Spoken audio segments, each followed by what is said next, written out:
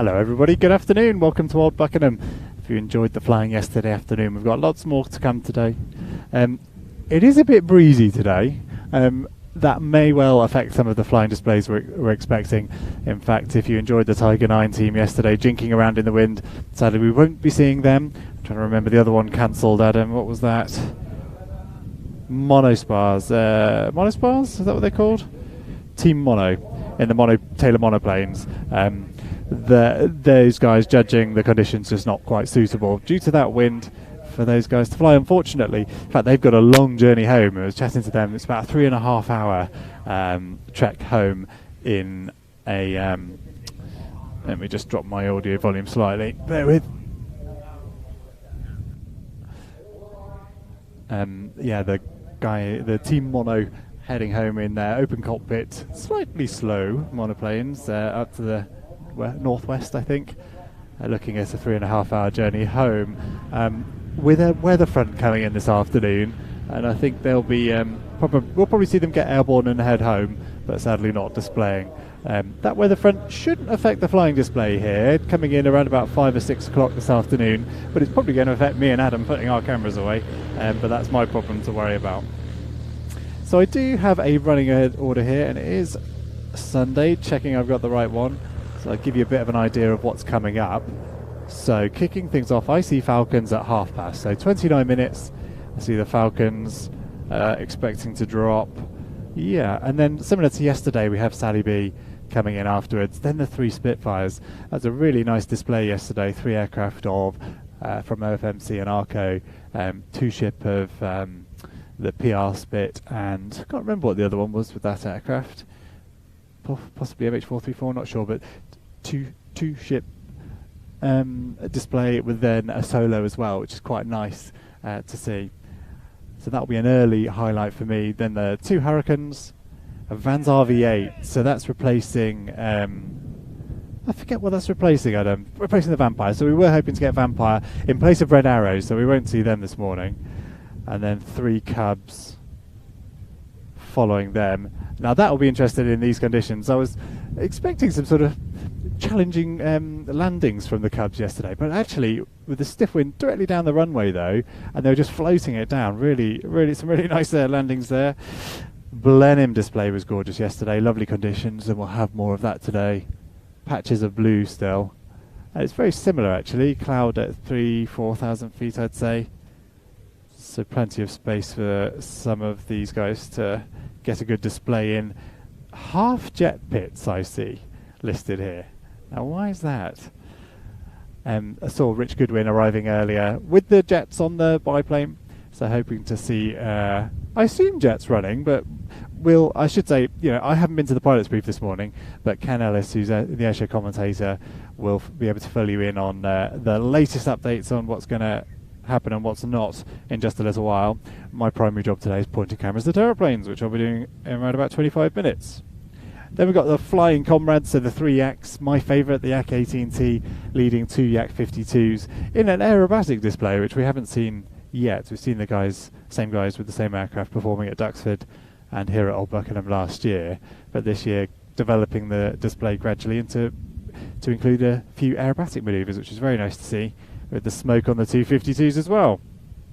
I went over to see Sam Watmo and Alex with the Velis Electros today. So that's 2 electric Pipistrel high-wing aircraft charged up here at Old Buckenham using solar panels. So there's a solar charging array, would you call it, and shelter positioned in the corner of the airfield. That's I forget the name of the company. Numcats. Is that right? Numcats. We saw them 2 years ago with their own aircraft and their charging facility here, developed for use in places like Africa. Install that in the middle of nowhere, and you've got a self-reliant energy source for aircraft to operate from some pretty austere locations. And the Velis Electros are using that today. So the 2 aircraft were over there this morning, charging up using those solar panels. It's a great setup, great thing to see. And the 2 aircraft, challenging conditions for them. It is a bumpy old weather day, and those are not aircraft you choose to form 8 with. They're slippery aircraft. You don't get much drag from the prop. There's no sort of recharge regeneration from the prop, so no slowing force from it. So yeah, maintaining a nice tight formation as they did yesterday is quite a challenge. So if you know what you're looking for, that one's an impressive flying display to see, which we'll see today at 15, around about 3 o'clock, I think. Call sign Sparky. I like it. Then we'll see the really, we'll see the Decathlon take off, but the Staggerwings, 2 Staggerwings display. Decathlon coming back for a really crisp aerobatic display from that aircraft. One I really enjoyed yesterday. It's one of those aircraft, similar to the Cap 10, that you're suddenly going into aerobatic manoeuvres that it doesn't look like it should be able to do, and another crisp flying display as well. Speaking of which, following that we'll have the Typhoon, so a Royal Air Force Typhoon, and then following that a bit of a break. And I've got a few clips from both yesterday and other flying displays that we've covered over the years to fill some of these gaps today. Not a long one, terribly, about 15 minutes. And then we are into that Cap 10 that I discussed, taking off, ready for a display after the Mustang and Bouchon. That is Mustang, yeah. That was another nice display yesterday. Mustang leading the 2 in, so bit of a tail chase, dog fight over the airfield. And yeah, a nice one. Unfortunately, the Bouchon not surviving the fight. We saw him doing a similar routine with the Spitfire at Duxford on Fridays. Been shot down 2 days running, and I dare say it's going to be a third. Then we'll have Christoph in the Cap 10. He's another one worried about the weather this afternoon and getting home, so I dare say he'll be departing off slots. I know it does say land there.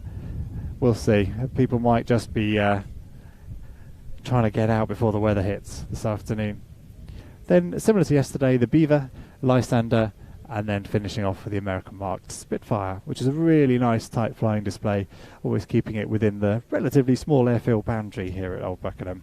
That'll be closing out our display around about 5:15, completing things at 5:30. So if you were watching yesterday's, you'll remember we did have the Red Arrows. We don't have them today, sadly, and we did have the Lancaster, again, another one we won't be seeing. But, well, I'll do a quick intro and then I'll show you what the Lancaster display looked like yesterday. So thank you for tuning in. I hope you're looking forward to a action-packed afternoon of flying as we are. Just going to check the chat, see who's on board. I see Ryan here. Sorry I didn't get to say hello yesterday, Ryan. 2-man team here at Old Buckenham, not Duxford. Stop saying that, Ian. And yeah, a little bit limited. I was sort of glancing your way occasionally, but didn't spot you. But nice to know. I hope you enjoyed the show yesterday. Anyway, it was a good one. Grumbles about people moaning. Hey, the chat's a lovely place to come and share a shared interest. So yeah, I know Chris is always doing a wonderful job of moderating the chat, but just a plea to remember that we're all here to enjoy a shared interest, and the chat's there for that function. Don't mind switching it off if we have to, but it's quite nice giving people the opportunity to make friends actually there. I know there's plenty of people there who have made friends in the chat over the last 10 years or so. It's all good fun. Yeah, Dizzy Tiggy wondering about wind. It is going to be a challenge for us today, but all good fun.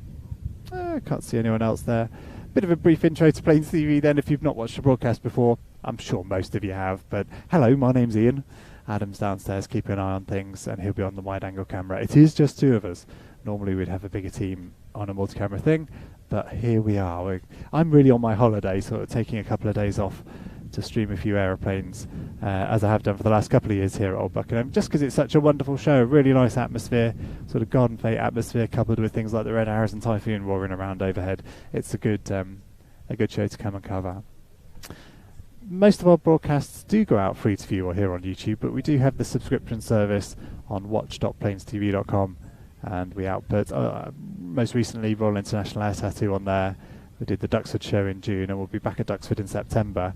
We'll also be releasing a highlights programme of Air Tattoo, Royal International Air Tattoo, shot this year, and that one I'm really looking forward to put together. We've just been going through some Sunday material, just had a bit of time to kill. Sunday was the day. There was some pretty challenging weather on the earlier days. The rehearsals weren't too bad, and arrivals, but Friday was pretty appalling, and Saturday wasn't that hot either. But some of the material from Sunday is really dramatic, and we've got a few of those clips to play in just a little while. But yeah, that service is available to you if you wish at watch.planetv.com. You can go check out those programs and also our back catalogue. We've been doing this, or recording air shows, for a good 34 years. The last decade or so of that output is available on there, and very much of the sort of early 90s, mid-90s stuff is there too. And over this winter, as I do most winters, I'll be getting tapes out and digitising some of that nostalgic stuff from earlier seasons to entertain you in the quiet winter months when we're not all heading around the country to air shows. So I did mention that I'm not having the Lancaster here today, sadly, nor the Red Arrows, but I thought I'd share with you the Lancaster display from yesterday, give you a sense of what that looked like. So here's that. PA 474, Battle of Britain Memorial Flight, Lancaster.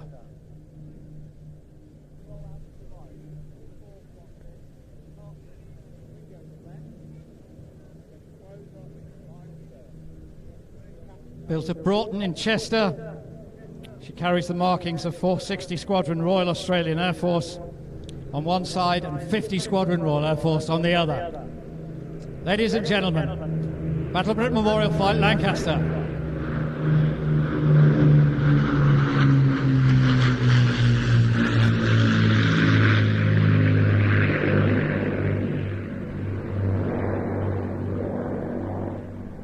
Captain today is Squadron Leader Matt Moore, who started off on Nimrod MR2s and then was detached to the United States Navy.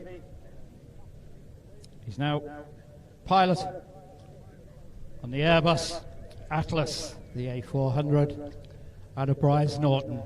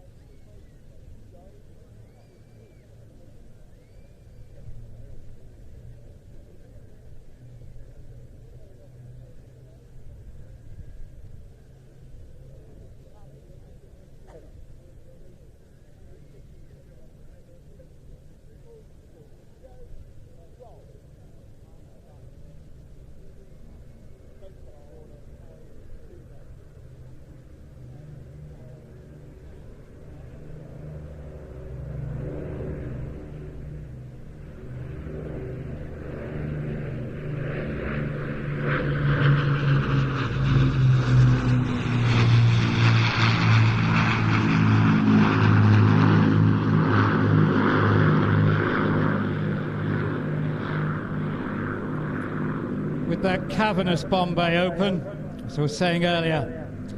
B-17s and the B-24s, the United States Army Air Force, took the fight back to Germany during daylight hours, and it fell to the Lancasters and Handley Page Halifax's Bomber Command to do the same at night.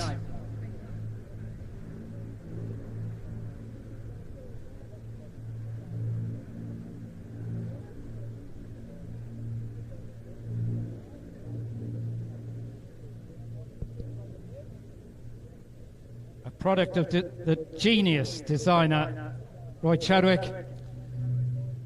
One of the many virtues of the Lancaster was its ability to be produced in small palletized sections, enabling it to be manufactured at exceptional speed.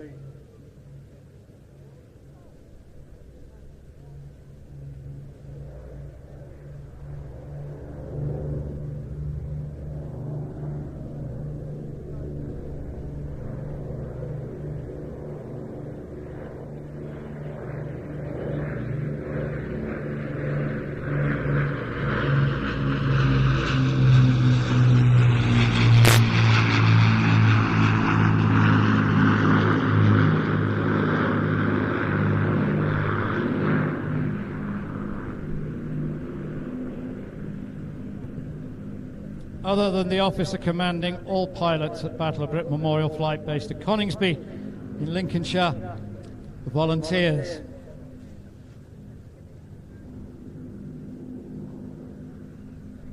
There's an exceptional visitor centre at Coningsby. If you haven't been, I recommend it. And as the gear comes down,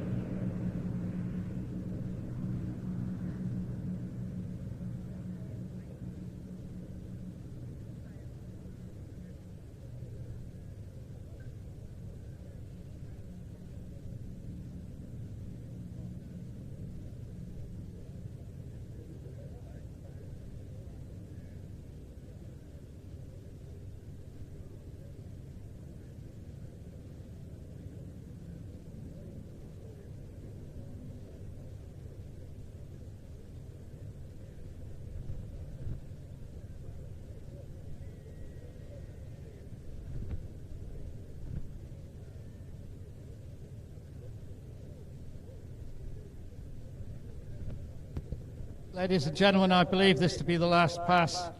The Lancaster, as I've been saying all the time, please wave. The crew can see you. They will appreciate it.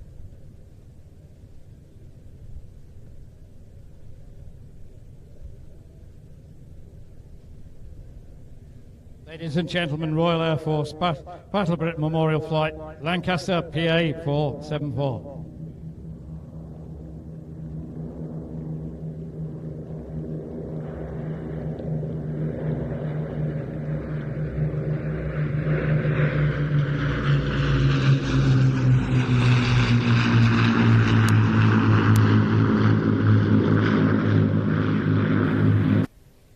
So yeah, sadly not seeing the Lancaster here live at Old Buckenham today, but hopefully that made up for it for you guys at home at least. Everyone here getting an action-packed afternoon without it. Trying to think what's filling in. So we've got RV8 in addition. We're hoping for the Vampire. Not sure why we're not getting that. The wind's going to affect a couple of other displays. I mentioned the Tiger 9 and Tiger 9 in the mono, Team Mono, who are yeah, it's just not quite the right conditions for those guys to perform. I do have a video which I'll share later. If you tuned in yesterday, you've already seen it, but I spent a few hours editing it, so I'm going to milk it, and I'll play that later. That's a little behind-the-scenes piece on the Tiger 9 team, what it takes to prep a team of civilian pilots. I think they're all civilian. Those aircraft, getting everyone organised and out to shows, which they have managed to do and did see them yesterday, but unfortunately the weather, the wind today will not allow for them to perform. But yeah, I'll maybe play that video in place of their flying display. So we've got 10 minutes until the Falcons. What else were we going to play, Adam? A little chunk of Tattoo, maybe?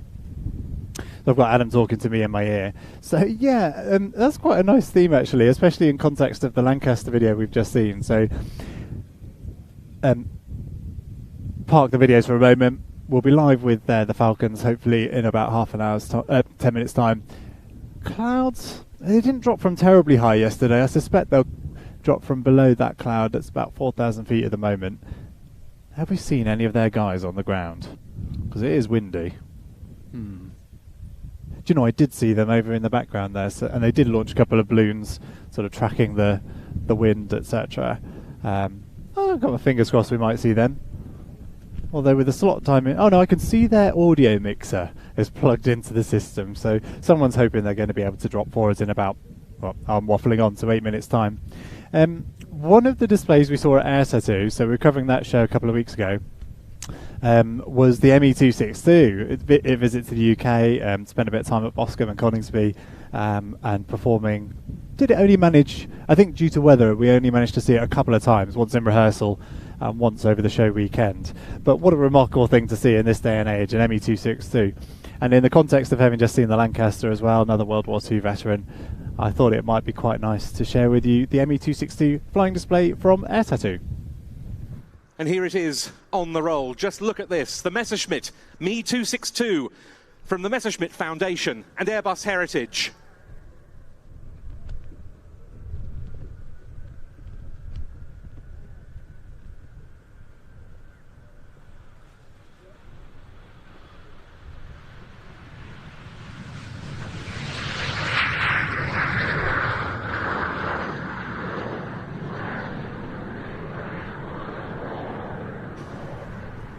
The aircraft made its maiden flight in partially jet-powered form in July 1942. It suffered a double failure of the BMW jets, however. Luckily, it still had a Umo piston engine up front. The first all-jet flight by a Me262 took place on the 18th of July 1942.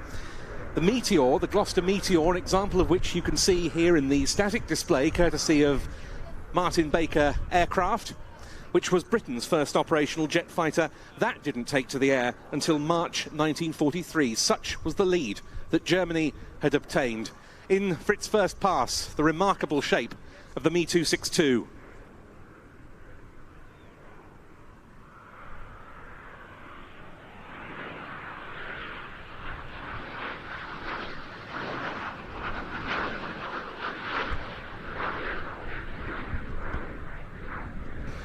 With all those problems, it was perhaps no surprise that the jet engines were switched to the Junkers Umo 004 with just under 2,000 pounds of thrust each. And in April 1944, this incredible, pioneering machine was able to enter Luftwaffe service with a unit called Erprobungskommando 262, a test and service trials unit stationed at Lechfeld in Bavaria. That August, it was renamed famously the Kommando Nowotny after its commanding officer, and it conducted the first ever missions in history by a jet fighter, scoring several air-to-air kills.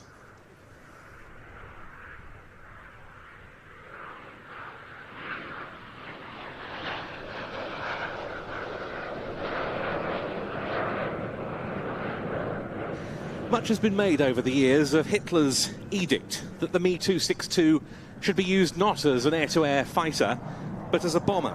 And so it was that another Luftwaffe unit, Kampfgeschwader 54, converted to become the first ground attack unit on the type. It proved fairly ineffective in that role, and it really didn't do a great deal for the overall operational effectiveness of the 262. Large-scale fighter missions by these aircraft against Allied bombers started in early 1945. Their speed was far in excess of the piston engine fighter opposition they were coming up with. The top speed of the Me-262 was about 560 miles an hour. Compare that with the P-51D Mustang at 440 miles an hour.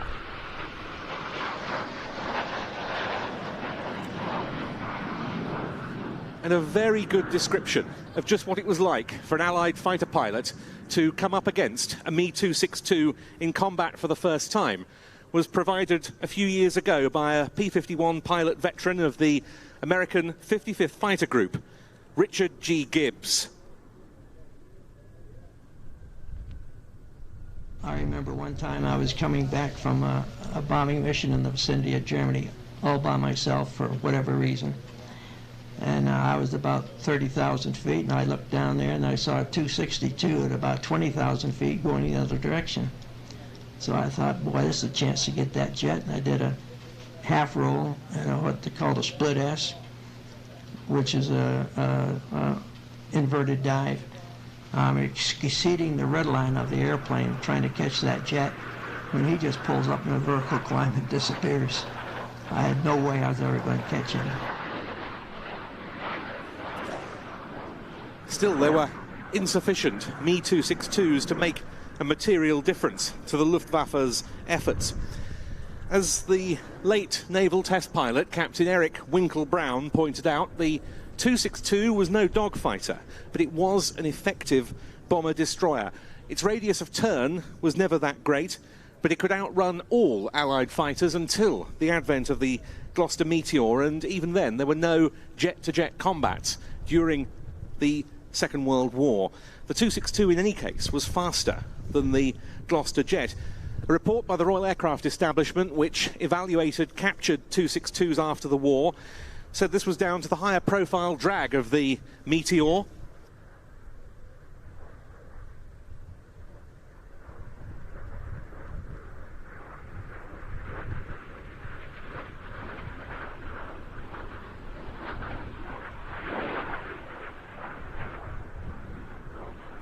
Such, indeed, was the difference between their designs that it was estimated that had a Meteor 3 been fitted with engines of the same thrust as the Me-262, it would still have been 20 miles an hour slower than the Messerschmitt. Against that, the Meteor's takeoff run was shorter and the aircraft more manoeuvrable.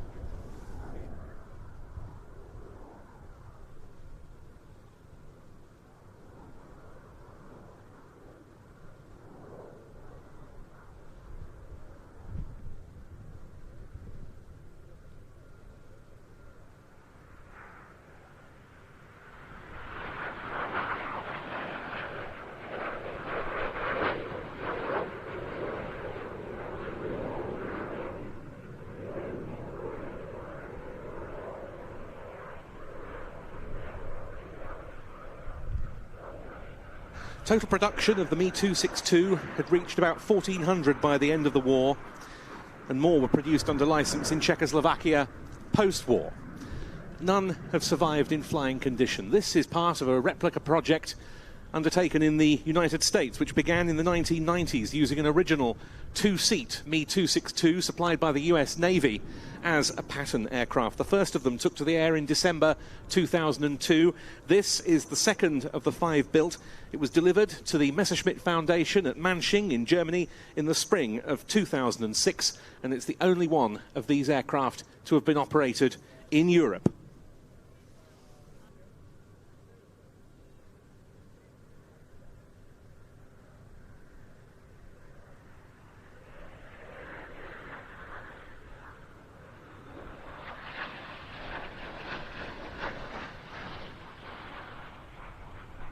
And who, Mark, would ever have thought we'd see this shape in British skies?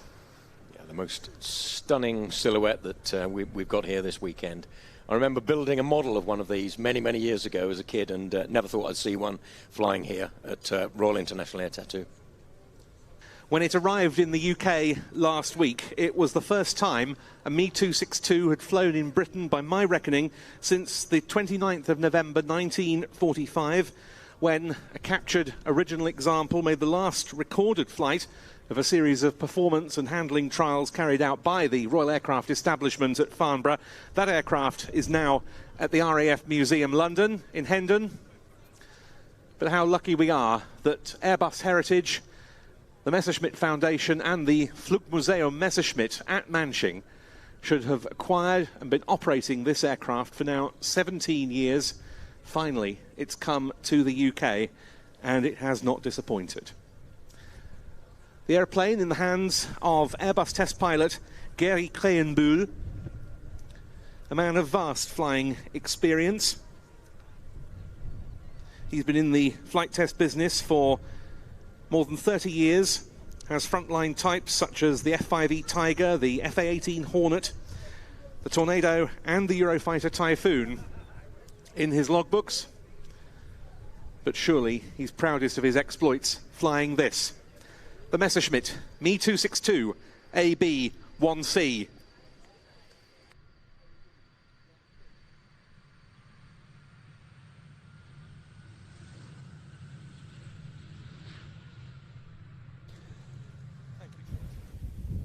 So really remarkable to see the 262 Well done, Fairford. Well done, Air Tattoo, for getting that aircraft there.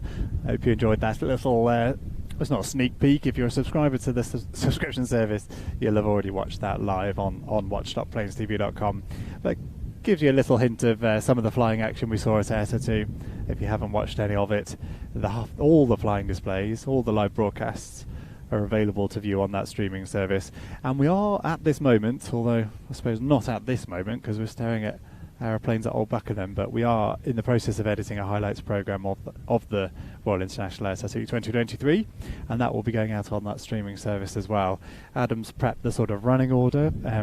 It's a bit of a challenge because we do like to include some of the static displays, so the arrivals, departures, some of the themes that are built into those static displays, things like the Italian Air Force 100th anniversary, a fantastic display of Italian themed aircraft on the ground, and plenty in the air actually with that. So we're sort of trying to tie together all of those themes in that program that traditionally would have been released on DVD and Blu-ray. I'm sure some of you will have those sat on shelves at home and now released on that streaming service. So if you've subscribed recently, or if you're a long-time supporter of PlaneTV and subscribed to that service, you will get access to that program in the coming months. I guess we're targeting probably another 2.5 months on that one. We'll get a lot of time on it in October once our last displays are done at the tail end of September. The only thing we're covering in October will be the only thing I'm expecting to cover will be the Duxford end of season finale show, which was absolutely fantastic last year. So do subscribe here on YouTube. That will be going out, I expect, free to view on YouTube. But yeah, that reminder, that's subscription service. I know most of you are very familiar with it, very familiar with me going on about it, but forgive me pushing it, going all salesy again. Watch.planetv.com. There's Rich Goodwin. I need to ask him if he's lighting jets today. Watch.planetv.com for that edited program and watching back all of the Air Tattoo content. Now, I should say we're expecting a flying display here at Old Buckenham, aren't we? Sadly, not going to include the Falcons. They were due to be dropping round about now. Unfortunately, I think due to wind, due to the strength of the wind. Sorry, Adam? Oh, of course. I'm talking to him in two different headsets, which can't be very comfortable for him. Adam, tell me, so wind's very strong today, so the guys were talking about gusts in excess of 30 knots. I don't feel like I felt any of those, but we're certainly up there in the high 20s. It's just not safe enough for things like the Tiger 9 to display, Falcons, and the Team Mono. They are mono spars, is that what they're called? Monoplane, that's right. Is monospar an aircraft? I've got it in my head somehow.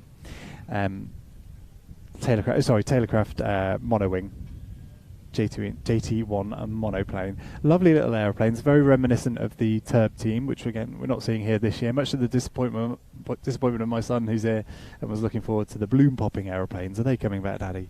Sadly, no turbulent team here this weekend. I did want to say, who was it? Someone, I think it was 265, Justy, saying they were hoping to go to the Bray show today, but the weather's put you off. I can well understand that, seeing a bad weather forecast, and I don't know what the weather forecast is for Bray, but hopefully things can take place there. But I've been scared. Well, I haven't ever been scared off an air show due to the weather. I've generally had to go. It's the job, and you go and stand in the rain and watch nothing happen. But the number of times I've seen an appalling weather forecast and thought, what are we doing? This is going to be crazy. And actually the day's turned out all right, and everyone's put on a good show despite challenging conditions. I'd always say, if you're thinking, shouldn't I go, always go, because it's that horrible feeling when you see the displays taking place without you and you've missed out. Also, a big thank you to Monty. I didn't know you could do this, so I've learned something. But Monty gifting a subscription there to Stephanus, who I saw was viewing from America. Where were you? It was Tennessee, wasn't it? So thank you for tuning in. It's got to be pretty early. Thank you. Not too bad. Thank you, Monty. Gifting memberships around. Very generous. And that is a function you'll be familiar with here on YouTube. Members of the PlaneTV YouTube channel, it does encourage me to do more free-to-view stuff here on the platform. It's a difficult way to make a living, YouTube, but we do try and balance it between free-to-view here on the channel and the members, of which Monty is one. I see James Sherrill there, and I think Ryan as well. Plenty of people all signed up as members, which is yeah, does help encourage me to do a bit more on the free side on YouTube. And there's yes, so what was it? Oh, Dizzy Tiggy, yes. So you had a question for Adam and I about what's our favourite aircraft to fly. Now I asked Adam, and I went down the line of something like the SK60, which is a really nice sort of drifting, carving display that isn't too challenging. You're not chasing the thing around the sky like a Rafale or something like a Hawk. But you feel like you're getting really nice material of it, nice smooth display with the smoke trail filling the sky. And at Tattoo, it was a nice contrasty sky. But what I mean there is there are different colours in the sky passing behind the aircraft, gives you a bit of context for the speed and direction of travel of the aircraft. So I really enjoyed filming the SK60. But Adam went down the line, and I agree as well. Something like a big formation aerobatic display team, especially when you're familiar with the routine, can be lots of fun, especially when there's just two of us. So Red Arrows yesterday was lots of fun. But for Adam, he says Frecce Tricolori, the Italian team, 10 aircraft filling the sky, lots of interesting manoeuvres in there, good formation stuff, but also the solo with the Lomschwach manoeuvre, chasing that one down. That one's it might sound ridiculous, but when you're full telephoto pointing at something sat at 4,000 feet, Lomschwaching around, it's a challenging little manoeuvre. You're probably bending your knees and straining a little bit to make sure you've got a nice shot of it. And if you're on the slow-mo, you know you're getting good stuff that's going to look pretty good in a highlights video afterwards. Any manoeuvres, Adam, if you're listening in on that you particularly enjoy from the Frecce? I suppose he's saying Lomschwach. And Apollo 313, what manoeuvre is that then? A fan roll and a split on the way up. And the manoeuvre we used to see in the UK, I really like, is the vertical brake. So the bomber, nice. So all the aircraft coming, all but one aircraft, so 9 aircraft in the vertical, split down over the airfield, and then up, and then sort of half leap coming back, and then crossing over each other in all different directions over the airfield. That's almost impossible to portray on video, but a very dramatic thing to see live. We don't see it, I know Adam will have seen it at the Italian Air Force 100th anniversary just a few weeks ago. That's a nice manoeuvre. So hopefully that answers your question, Dizzy Tiggy. And he's saying they are saying thank you for the show yesterday. Owen asking how long until the flying starts. Without the Falcons, who were due to start the flying 8 minutes ago, we're expecting a bit of a gap because they were on 30 minutes before the main flying display was due to take place. So we're looking at another 20 before we kick off with B-17 Sally B. So if you're on flight radar, does Sally B appear on flight radar? I'm not sure, but due to be overhead here, Old Buckenham, around about 1 o'clock. So Sally B kicking off, then another contingent from Duxford. We've got 3 Spitfires and a couple of Hurricanes, and then the RV-8 filling in for the Vampire. Okay, thank you, Monty Adams. Getting very excited in my ear, saying Monty's gifted 5 memberships. Monty, we must meet one day, and I shall shake your hand. A regular supporter of us here on PlaneTV, and lovely to see you in the chat as ever. Throwing memberships around like there's no tomorrow. I didn't even know that was possible. But lovely to see that. Lovely to see you doing that. Thank you. I was running through briefly the running order. So yeah, we've got a little while, another 20 minutes before some more flying action. Would you like to see another clip from Air Tattoo? Or would you like to see me filling 20 minutes whilst we don't see you very much? Or I could show you the Tiger 9 video, which if you've seen yesterday you'll be familiar with, but it's a little 8-minute piece talking to Jeff Milson, the lead of the Tiger 9 team. So this is the 9 Tiger Moths. Lovely formation work, some fun crossovers, and some very fun commentary, which you'll have enjoyed yesterday.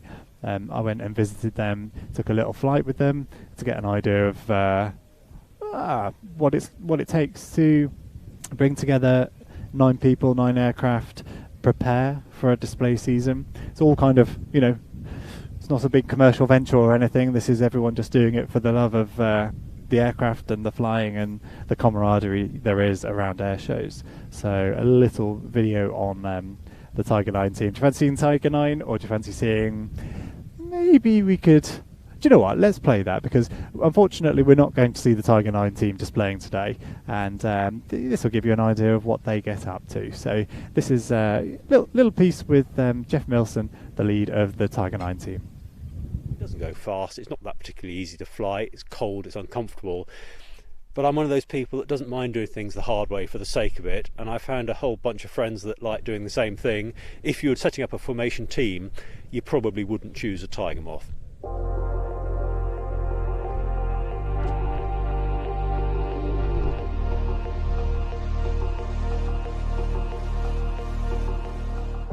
Jeff Milson, I run the Tiger 9 display team. There had been a previous team which is called the Diamond 9, which was set up by a chap called Charlie Shea Simmons in 1985, and he's actually was up here today. He doesn't fly anymore, but that team ran successfully for 15 years.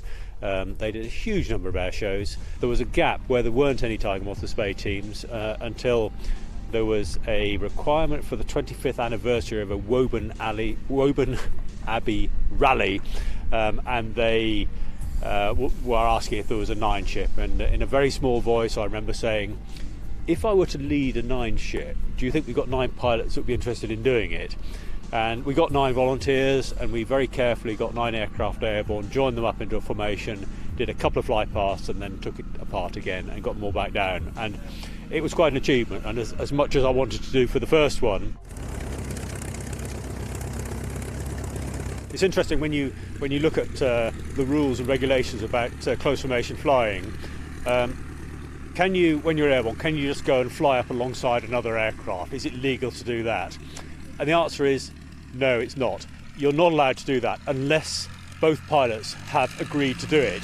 And you think, well, why would that rule be in there? Why would the CAA stop us doing that? And when you think about it, it actually makes a lot of sense, because you're bumbling along there and you don't know, but your mate's pitched up on your wing. You might think, all right, time to go home and stick on some bank and do a hard turn to the right, and you've made a little mistake by not looking out before you turn. Very easy to do, and your mate was there. So that is the basic first rule of formation flying. Now when you get lots of aeroplanes, the more airplanes you get, the more complicated it is. So you have to have a brief, you have to have a plan. So as leader of the team, it's one of my guys going home by, as leader of the team, my role is to, for every air display, I go off on my own with all the details of the airfield, the display line, the crowd line, the places you've got to avoid, and I work out a plan. And my job then is to convey that plan to all the other pilots so that they all understand exactly what I'm thinking, and they've got to know that my plan has to be robust from the beginning to the end. It is fatal to get halfway through a brief and then realise you've made a mistake and change it, because you've now got 2 plans in some of the pilots' heads, and it's so easy for them to revert what I said the first time before I corrected it. Throughout the brief they all know there's no such thing as a daft question. I make mistakes. If they say, Jeff, I thought we were turning right there, I'll say, no, that is a left turn because of this, and so on. Once we've done the brief, it's then vitally important that we exercise that brief without any aeroplanes involved, and so we do that by doing a walkthrough. It might look like us playing follow my leader on the airfield, but it's done. I make the calls that I'll make on the radio, but I'm not giving any briefing, I'm not giving any instructions. It's my opportunity to test that I have correctly conveyed my plan to every pilot, and then they can remember that plan and they can demonstrate it by walking through. And if we dive down to a bomb burst and we all turn the correct way and one person turns the wrong way, that's not a problem. He's misunderstood something in the brief. We remind him what he's supposed to be doing, we go back and we walk through it again.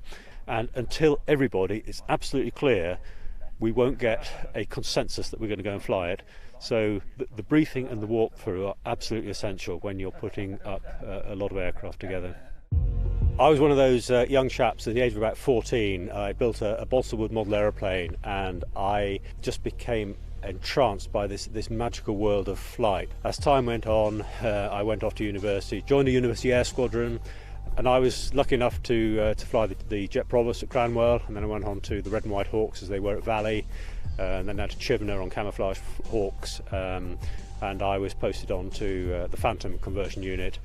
Converted onto Phantoms, did a couple of tours up at Lucas, air defence of the north of the UK, flying Phantoms in air defence role, and it was the sport of kings. At the time, I thought, well, this is my job. You know, I thought everybody does this sort of thing during the week, and they get go to the bar on Friday night and have a few beers with their mates. And it's only when I look back on it I realised how special those years were, and to be allowed to fly an aeroplane like that is it was a great privilege, I realise now, and probably the pinnacle of my flying career. And having moved from there into the airlines have very different challenges, different sort of flying.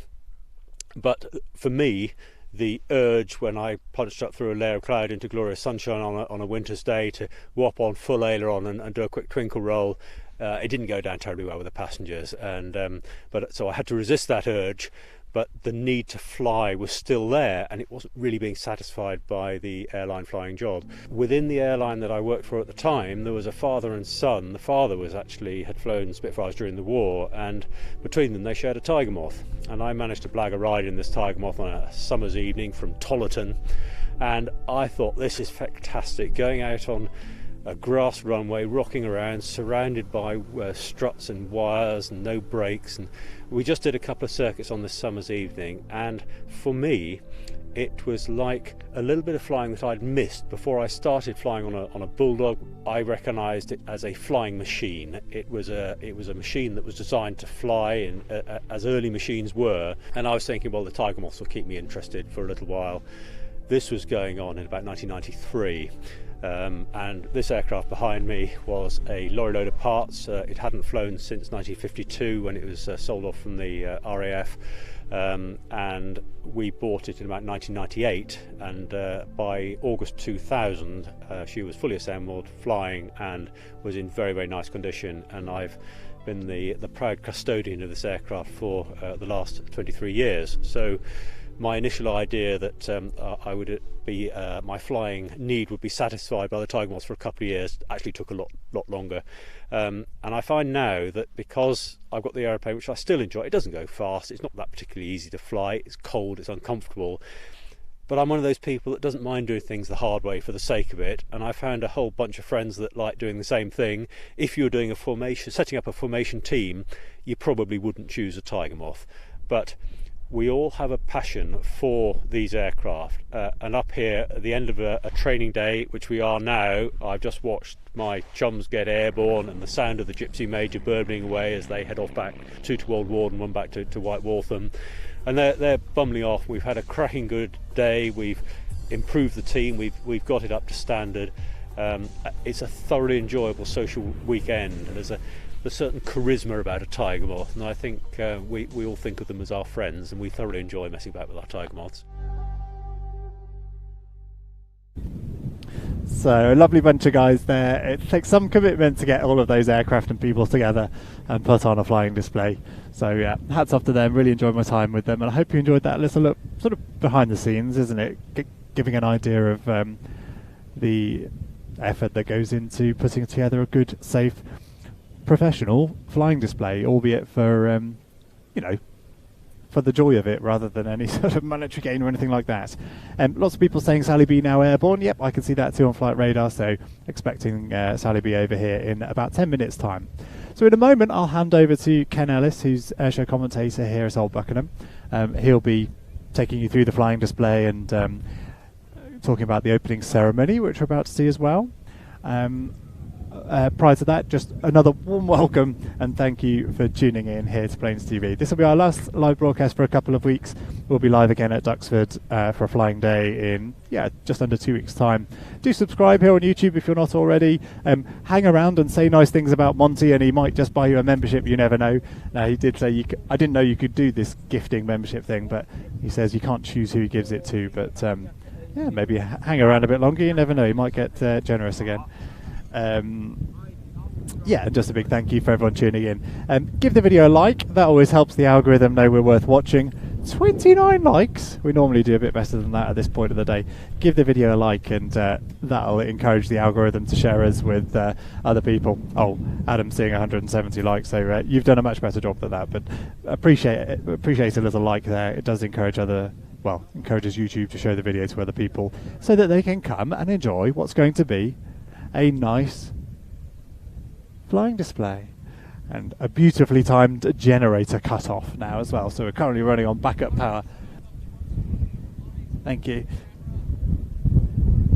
Yeah, yeah. Ken getting very excited about the Hurricane starting up, which won't be happening for a while because Clive hasn't even got his headset on, but there we go. Thanks for tuning in. I'm going to hand over to Ken, who's going to be taking you through the day's flying, which is going to be fun. It's going to be interesting with some high winds. I can hear the backup power beeping in my ear. And the ice cream man has just come to restart the generator, so hopefully we'll still be live in 10 minutes' time. Right, let's hand over to Ken and the guys. Enjoy the show, everybody. Thank you for tuning in.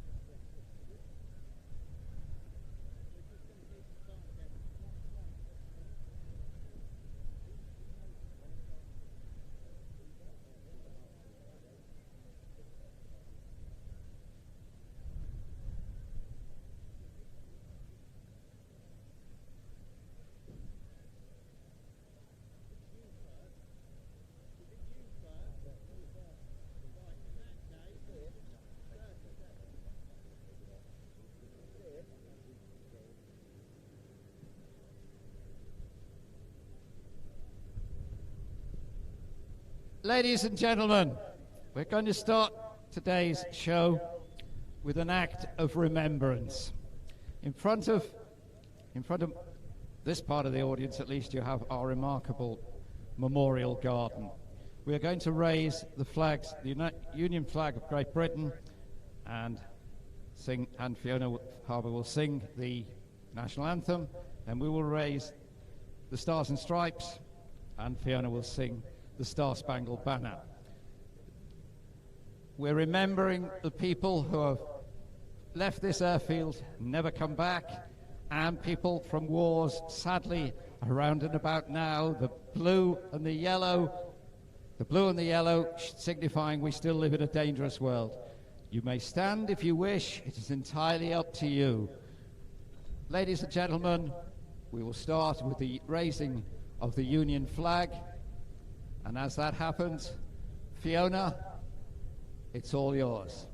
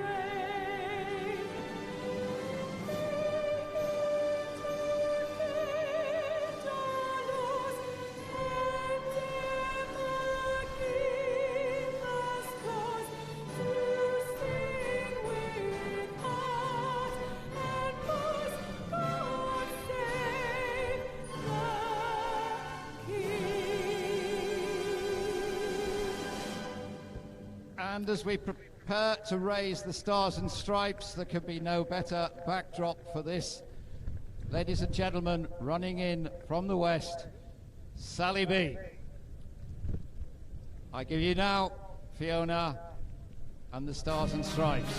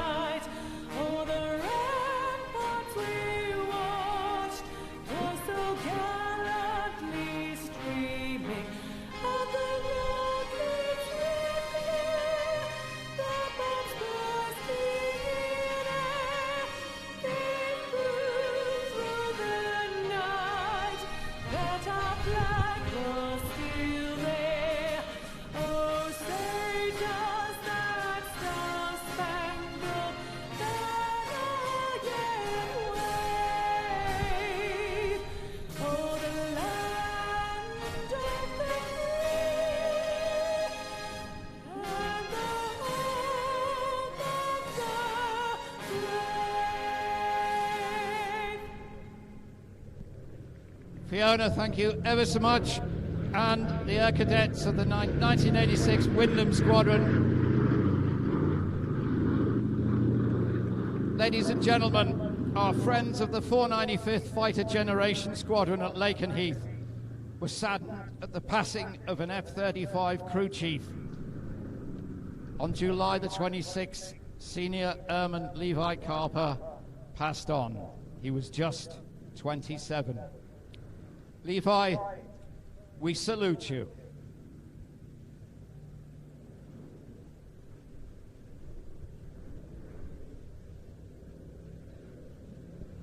Peter Kuipers is captain of Sally B today. Sally B is a flying memorial to the 79,000, I will say that again, 79,000 American airmen who gave the ultimate sacrifice during World War II. Sally B is the only B-17 flying in Europe. She's Britain's largest warbird. You may think that funding for this comes from all directions. There is no funding from government, no funding from lottery. This aeroplane is kept in the air against all of the odds.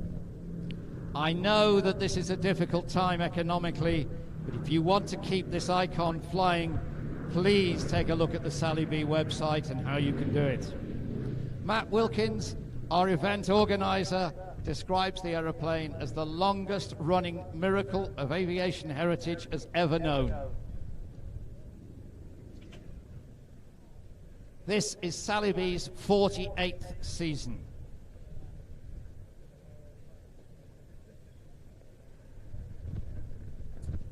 Remind people that the airfield here was the domain of the consolidated B-24 Liberator.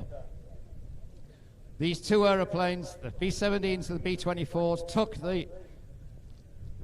the war back to Germany in the daylight hours, and Bomber Command carried out the raids at night.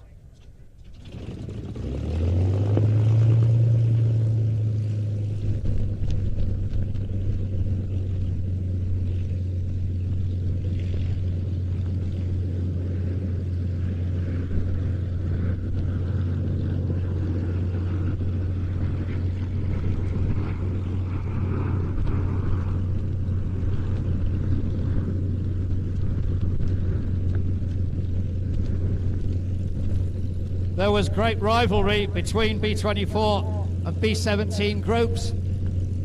B-17 groups argued that the B-24 was the box the B-17 came in.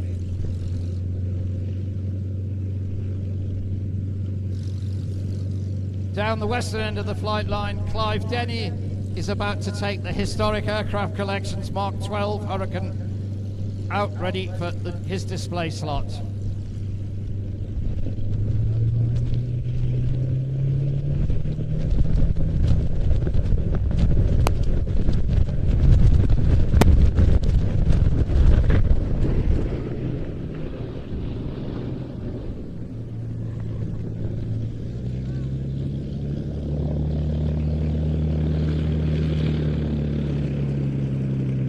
Very proud that an avenue has been named here in Old Buckenham in honour of Ellie Salingbo, BEM. She's our guest of honour, and she and her amazing team have kept this aeroplane flying for nigh on 5 decades.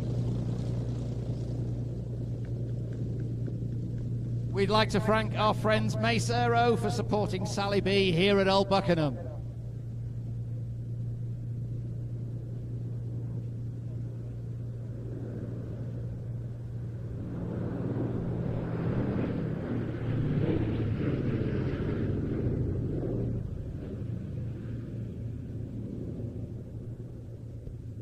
A visionary of the warbird world, Ted White, acquired this aeroplane in France, where it had been retired from geographical survey work, and brought it to Duxford in March 1975. B-17 Preservation, the organisation that looks after it now, was founded in 1979. Sally B was built by Lockheed Vega in June 1945. She saw no service in World War II, but became a flying test bed for electronics at Schenectady outside of New York. Beyond that, she joined the Institut Géographique National at Creil near Paris and flew all over Europe and much of Africa on map-making sorties. I must change those words, they're not easy to say.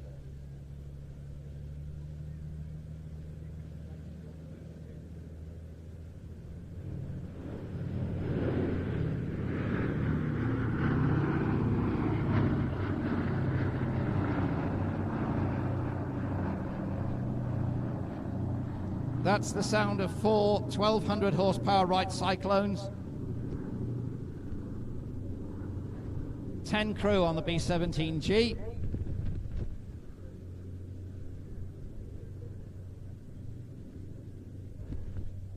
$12,731 examples were built. A handful remain airworthy.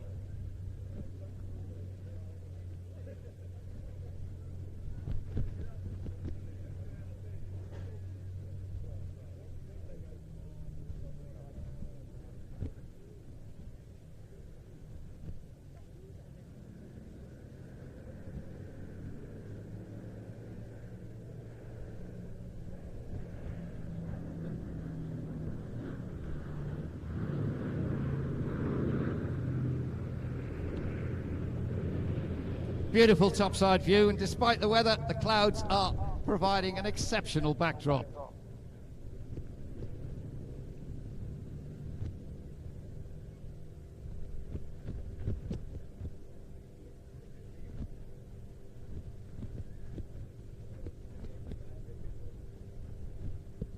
As Peter sets up Sally B for the turn for the last pass.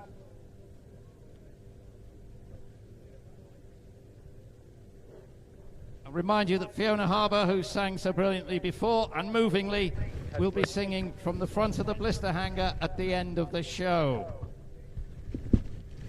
Ladies and gentlemen, I'm going to ask you to work hard all the way through this afternoon.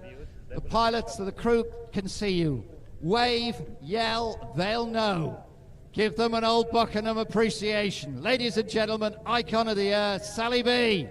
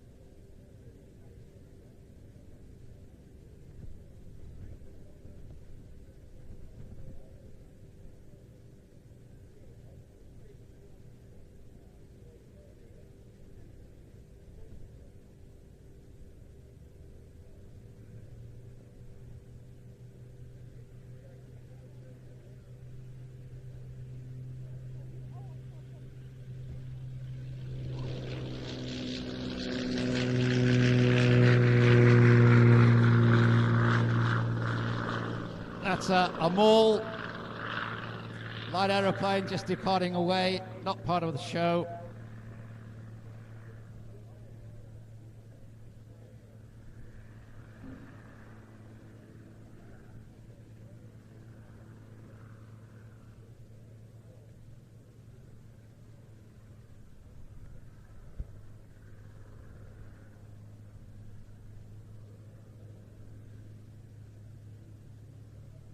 Clive Denny in the historic aircraft collection Hurricane 12 is rolling. He's going to be back later on.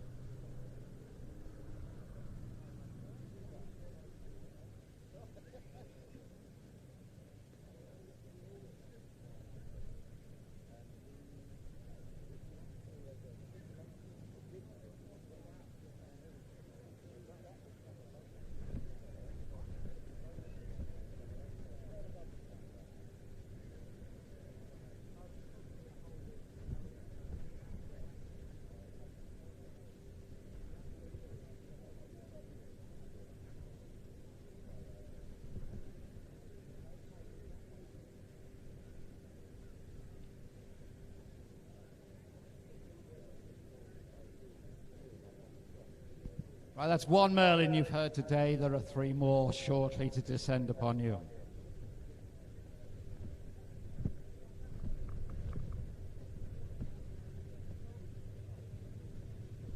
Now, departing home to Shropshire, the 2 Taylor monoplanes of the Monos team, they send their apologies. The weather today is not the weather for performing in ultralight home builds. They're very polite and they're waving at you.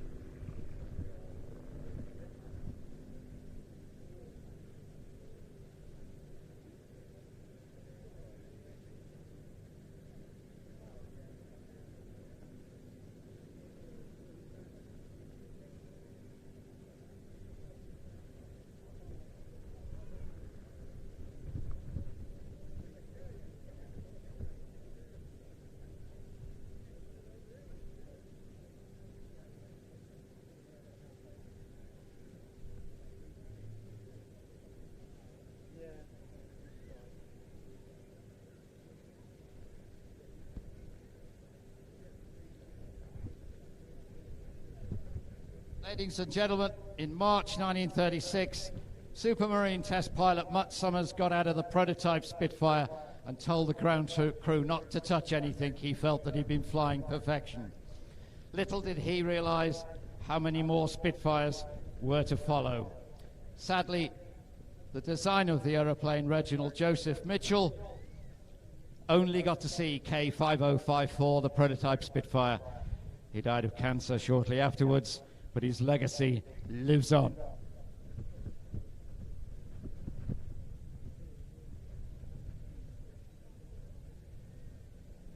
Commentators aren't supposed to say if you were here yesterday you would have seen this, but this 3-ship is exceptional. I am going to tell you that what you're going to see is a Mark 1, a Mark 9, the famous MH434, and a Mark 11. And really, they can do the rest of it for you.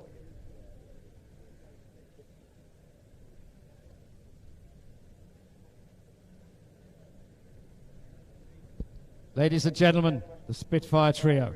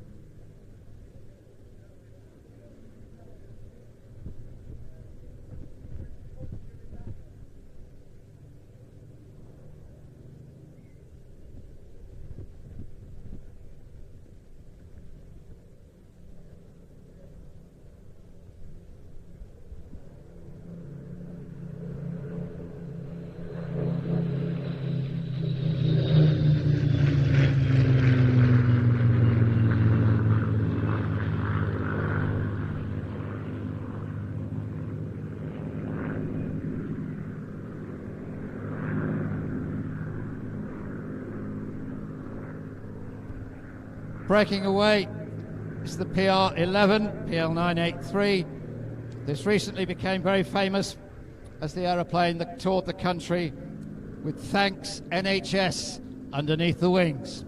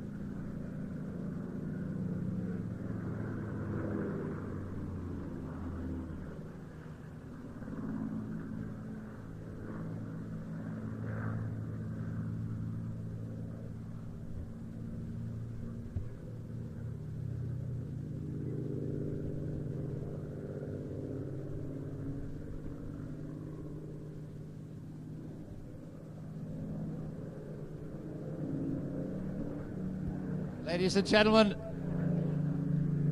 final pass from our Spitfires.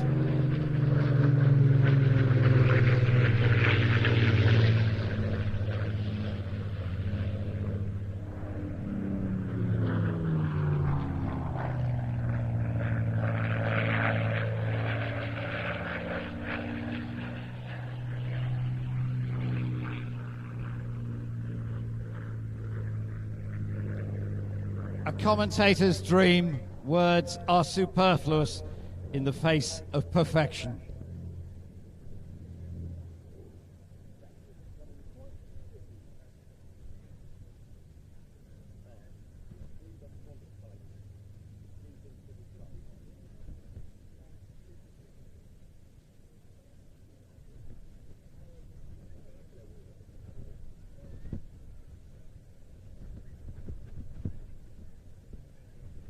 But we've not finished with Merlins.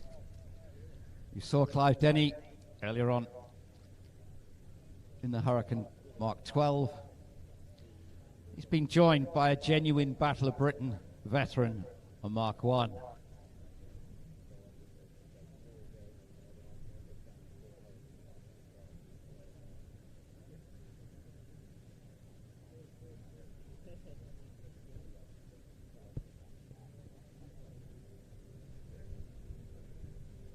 Just like the Spitfire, the Hurricane was a private venture, not an Air Ministry requirement. Hawkers and Supermarine decided they knew exactly what the Royal Air Force required, and they delivered. Prototype Hurricane flew in the year before the first Spitfire, November 1935. The last one was built in September 1944. That one, PZ-865, was number 14,670, and that aeroplane graces the Battle of Britain Memorial Flight at Coningsby to this day. Ladies and gentlemen, from your left, the Hurricane Duo.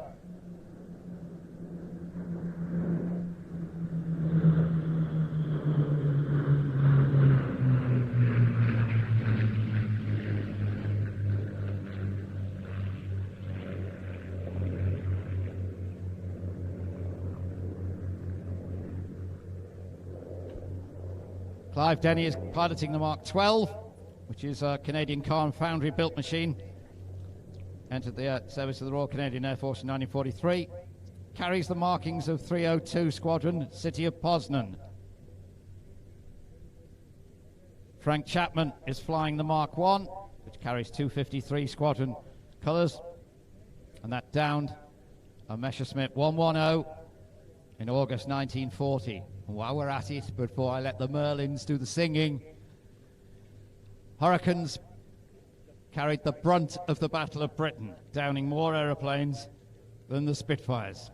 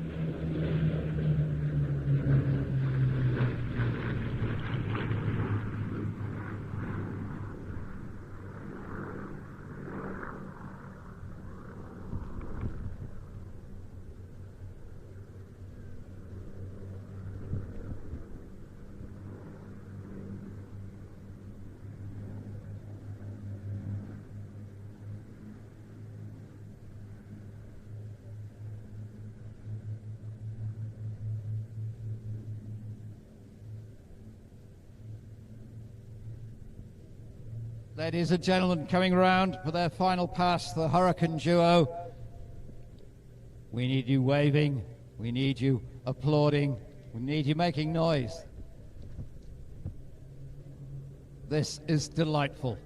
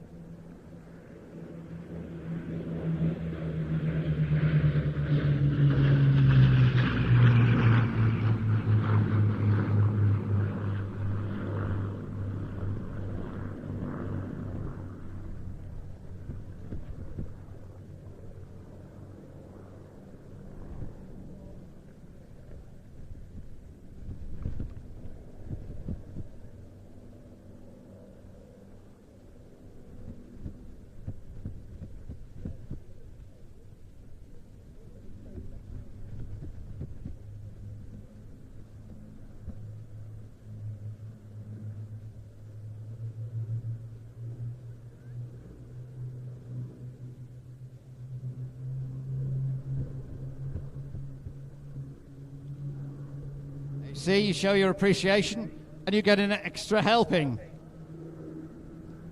Cameras ready, go!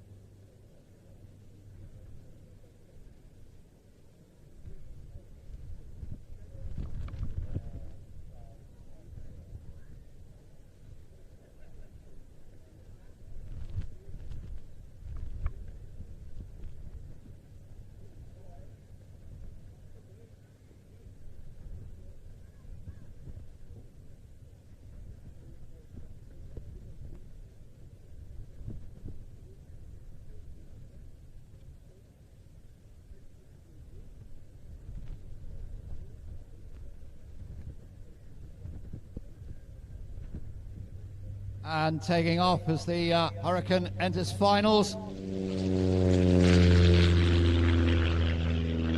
present Ranzar V8, Tiger striped. Its registration is Golf Romeo Zulu. It's flown by Sam Watmo. You'll be seeing him later when he uses the call sign Sparky.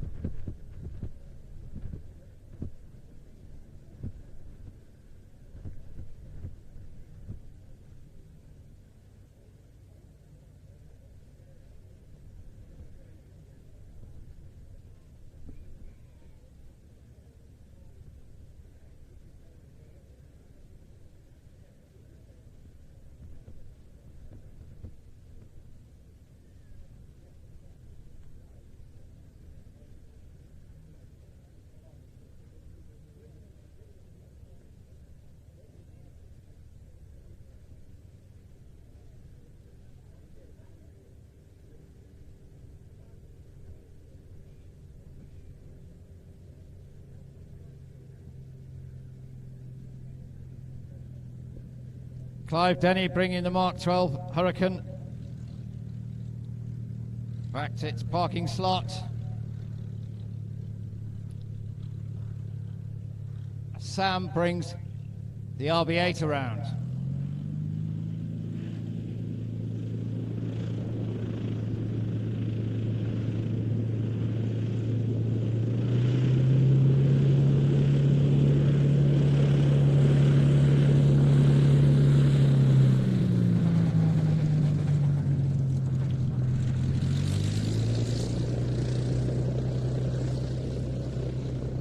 Ladies and gentlemen, Sam Watmoe in the Tiger RV8.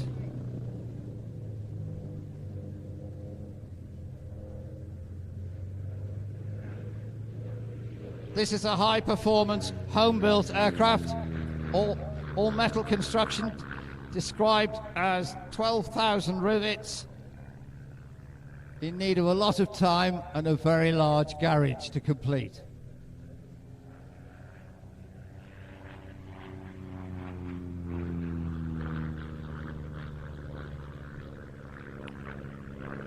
When Sam isn't flying the RV8 and electric aeroplanes, his day job is he's a senior training captain on A380s with British Airways.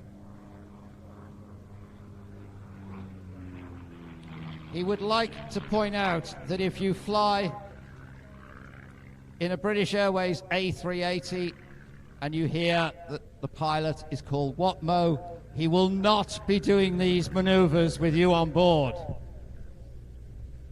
We don't want the champagne spilling.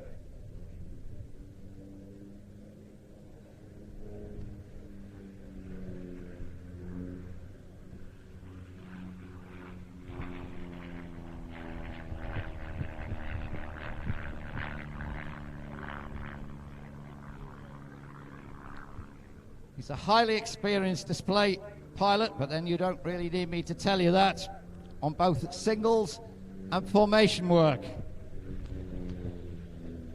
He's also a formation flight instructor.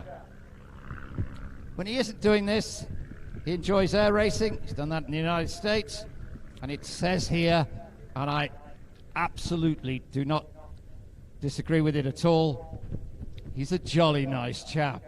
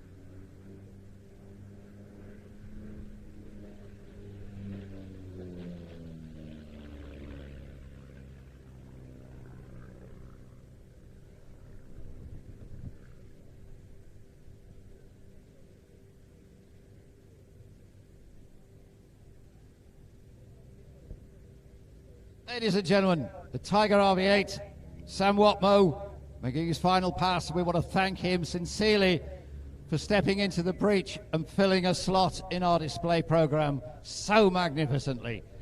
Sam, thank you.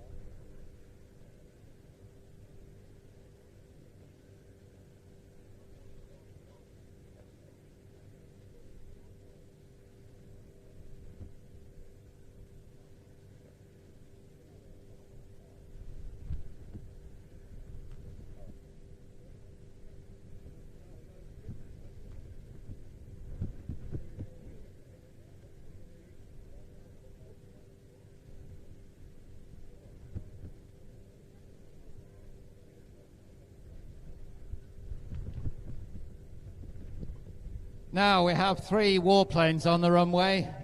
They're totally unarmed, but they were regarded with absolute fear by the German army, particularly if you were an artilleryman or a tank crew. Ladies and gentlemen, the GI flight Piper L4 Cubs.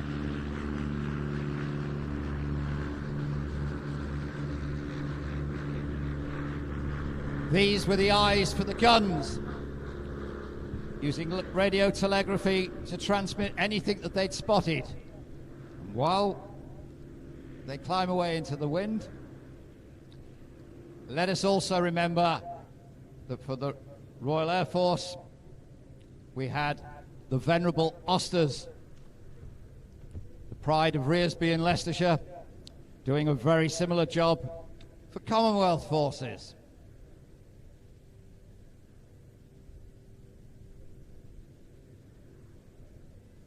Operating from the smallest of airstrips, these slow-flying machines were very much in harm's way.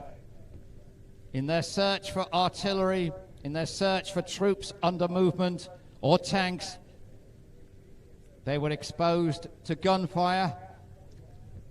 And it needs to be said that this very simple and rugged airframe were really only 2 places where gunfire could seriously have a go at them, and those, of course, were the engine and, more importantly, the pilot.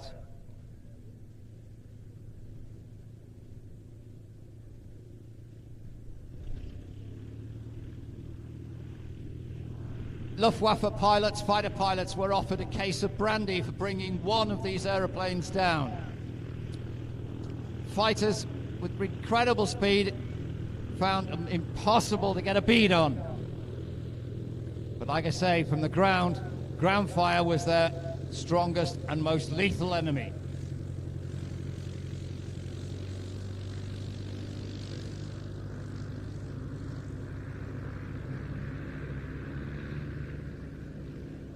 Our pilots today, Anthony Bandowski, Tom Turner and Phil Hardesty. And the last of those names, Tom and Phil, we're getting good value for money out of them as well. They will be performing for us later.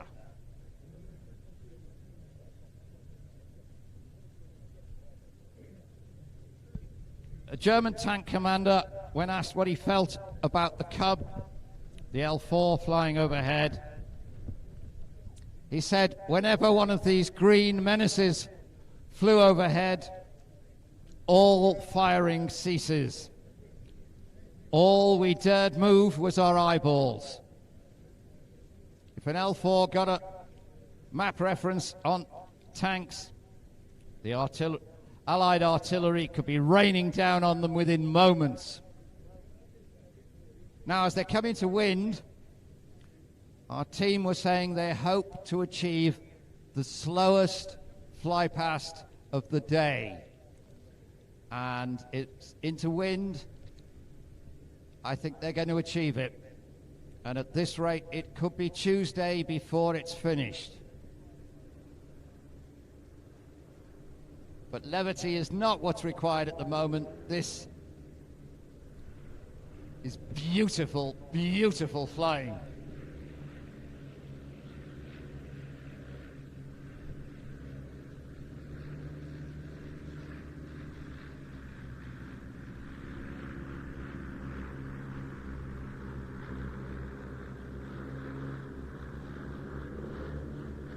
There we are, the throttles forward on their 65 horsepower engines.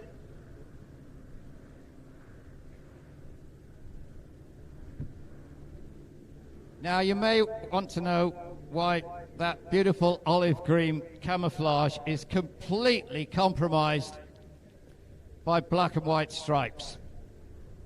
These were known as invasion stripes.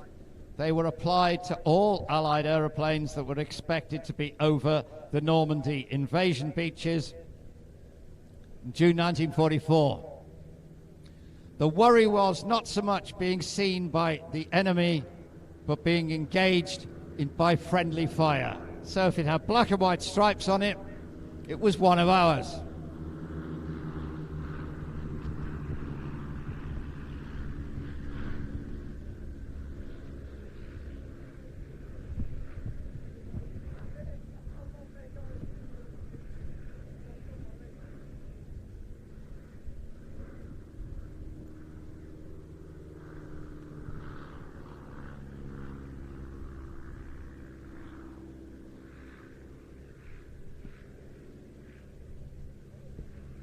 The altitudes that they're flying at now, you might think is extreme for a battlefield situation, that they'd be much higher. Often, if they were trying to find out what really is behind those trees, they need to be this low.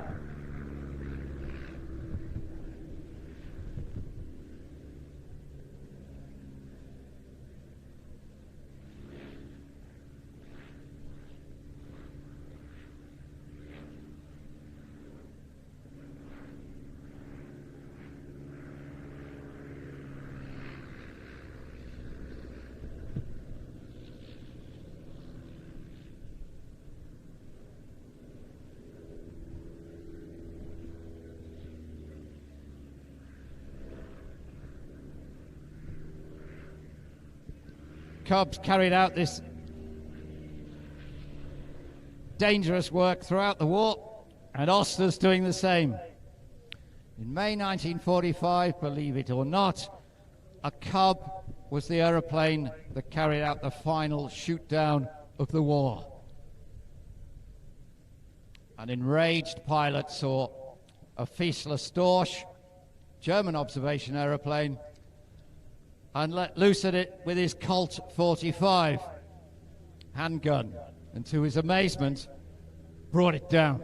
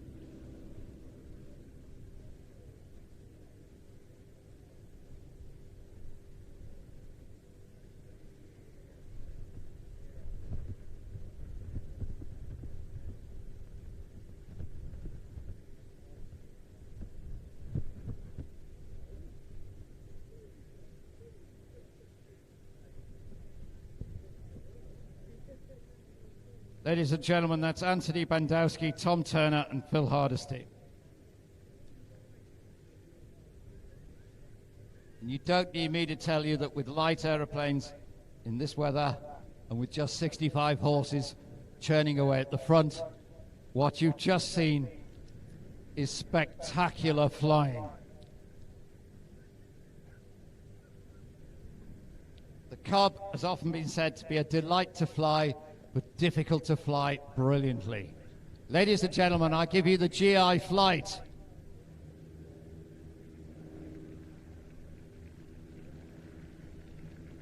Stand by.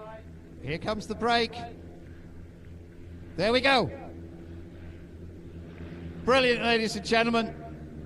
They know you're clapping, they know you're waving, and our wonderful air traffic will convey it as well. That is spectacular flying in demanding circumstances.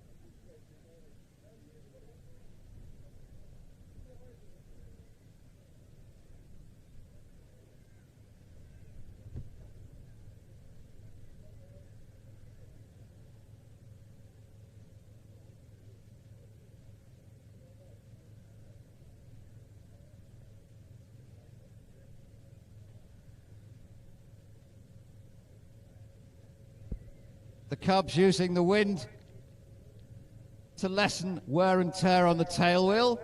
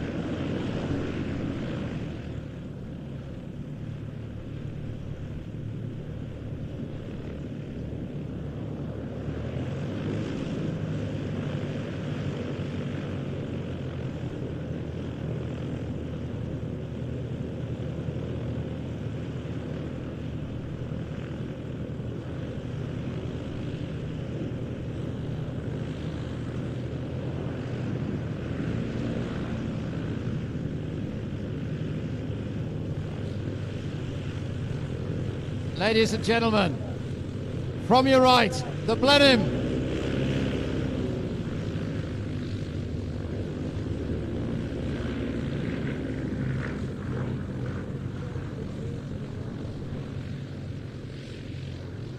This is its debut year here in Old Buckenham, and our cavalcade of World War II types continues.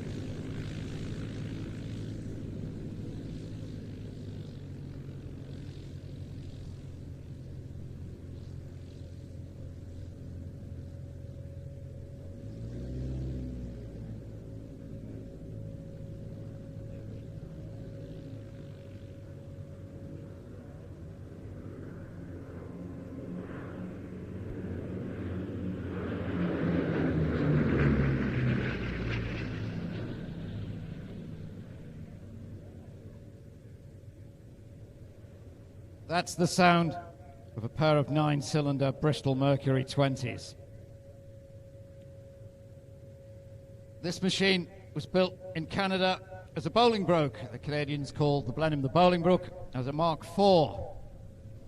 In 2013 and 2014, it was given a new nose, a short nose, to render it a Mark I.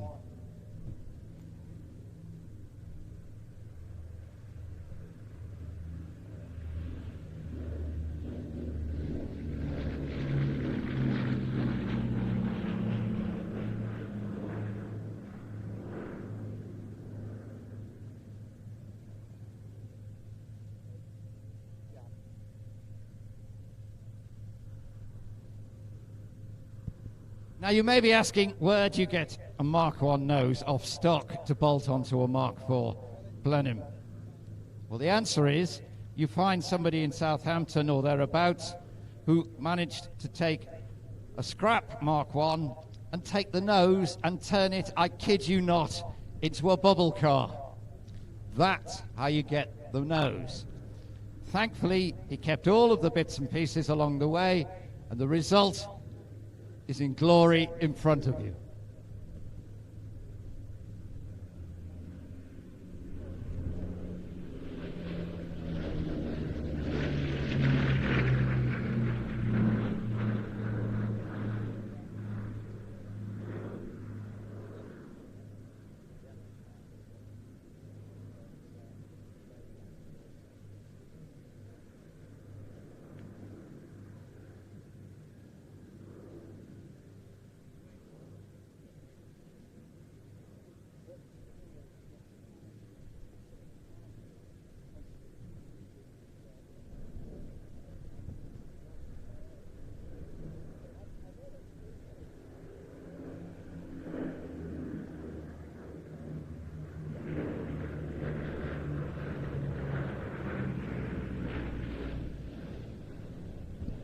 The aeroplane is painted in the colours of 23 Squadron, operating out of Wittering near Stamford in the early part of 1940.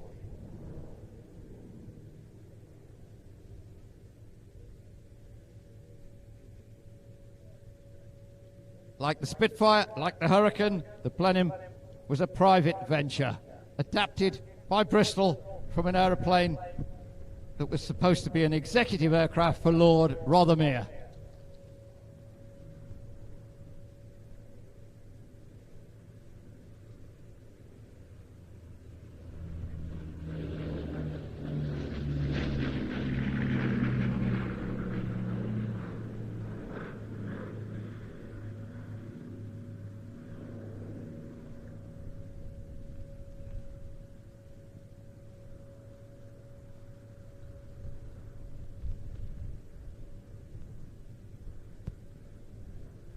John Romain is our pilot.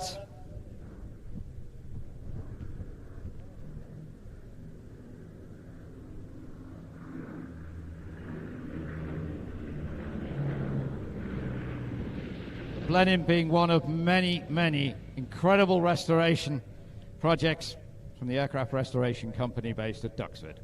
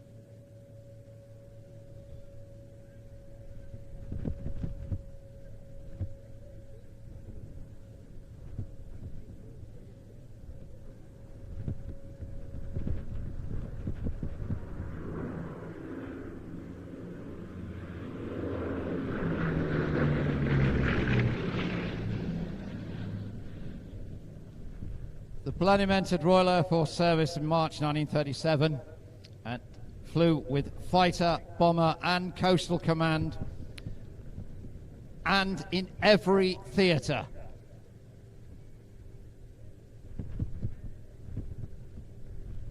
Okay folks, we're coming round for the last pass.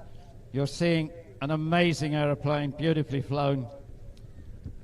It's time to work hard. Wave, clap, roar. The incredible Bristol Blenheim.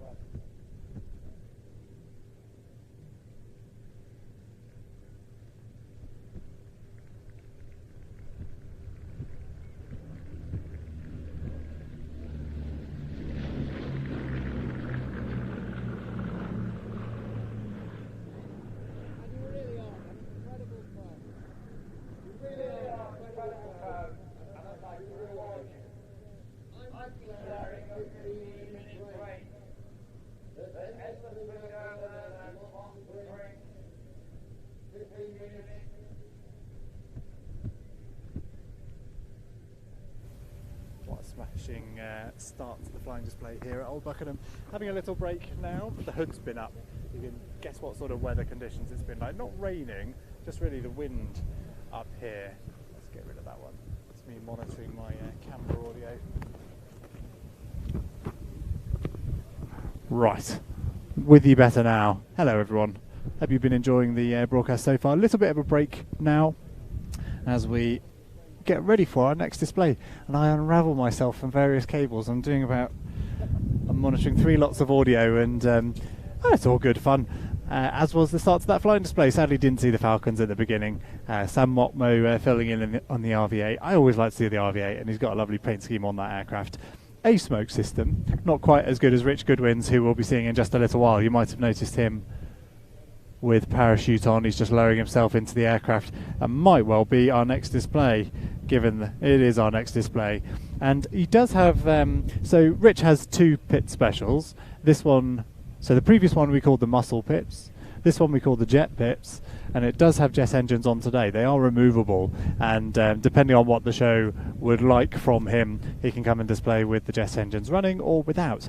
I don't know whether he's going to spool up the jet engines today, but given that they're on the side of the aircraft, I've got my fingers crossed.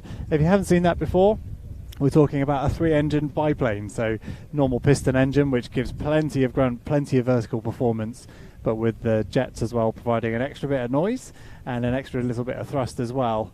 A little bit, it's a decent chunk more, giving him some really impressive vertical performance. And we've seen lots of hovering manoeuvres, and it's something to behold. Challenging conditions for everybody today. The wind is right down the runway, but it is very strong, gusting around about 30, I would say. That certainly was about half an hour ago. But nothing he's not capable of flying in. And very looking forward to seeing Rich in just a little while. I think we were anticipating a 15-minute gap. Don't know whether we're running to schedule. Let's have a look. So it's minute 04 now, and 05 was the break. So we're just a minute ahead of time. So jet pits will be our next display. Rich Goodwin performing with or without his jet engines, I don't know. Well, they'll be on the aircraft, whether they'll be running or not. I presume so. You have to presume so. I'll give you a shot once he's got started up. Then we have flying comrades, so the 3 Yaks, the Yak 18T leading 2 Yak 52s. Well, there's Rich now. I'll give you a little shot of him so you know I'm not inventing things.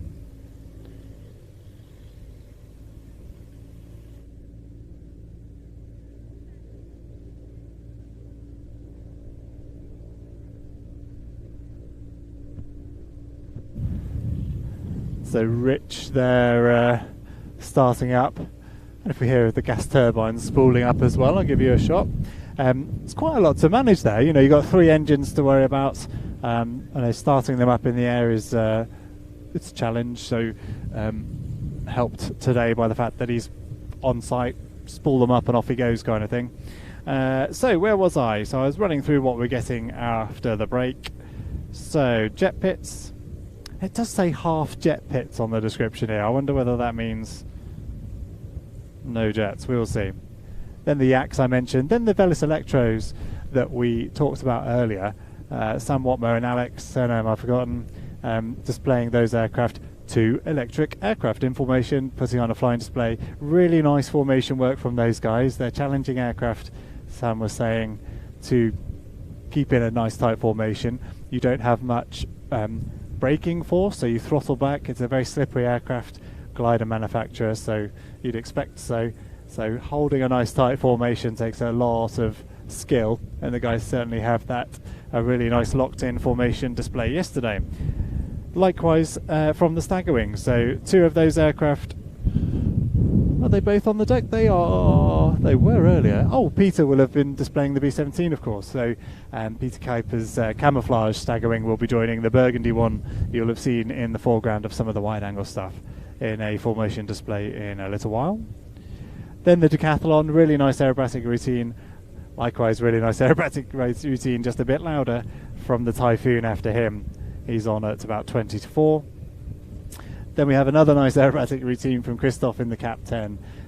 Similar to the Decathlon in its presence. You know, they don't look like much of those aircraft, but they are very potent aerobatic aircraft. And Christoph does do a really nice job. There'll be some music playing through that, and we try to avoid airing music through YouTube because YouTube, well, we're not licensed to distribute commercial music in that way. So you might hear the PA dip out at that point if we've found enough fingers to push the right buttons. But it's a shame really, because Christoph does do a really nice sequence to that piece of music. But You can imagine. You can put you can play it at home if you like. Adam can tell me in my ear what the music is, and we can see what. Oh, it's M83 Oblivion. Press play when he rocks his wings at the beginning of the display, and you'll probably have it in better sync than we manage here. Mustang and Bouchon actually on before the cap, and Beaver, Lysander, and Spitfire solo towards the end, putting on a really nice, not aerobatic, but a really nice tight display there. I said earlier, keeping it within the airfield boundary almost. And Rich is going to be... can you see him over my shoulder? You probably can't quite. I'll give you a quick shot of Rich taxiing out.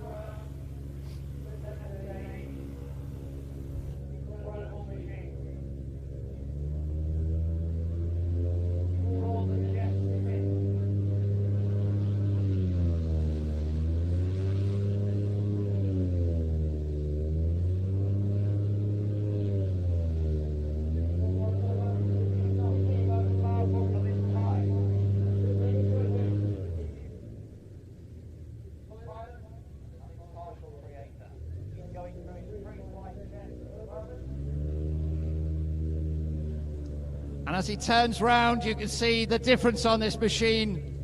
On either side of the fuselage are 2 jet engines, 500 pounds of static thrust, augment the conventional piston engine at the front. Well, where else?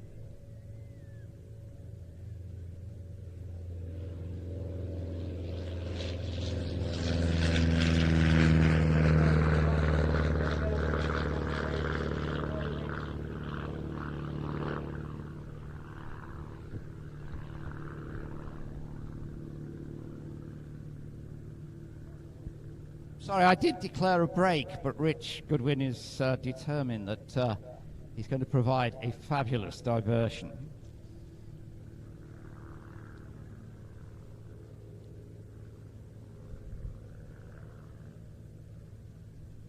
Now, with such a complicated machine, he's going through his P's and T's, pressures and temperatures.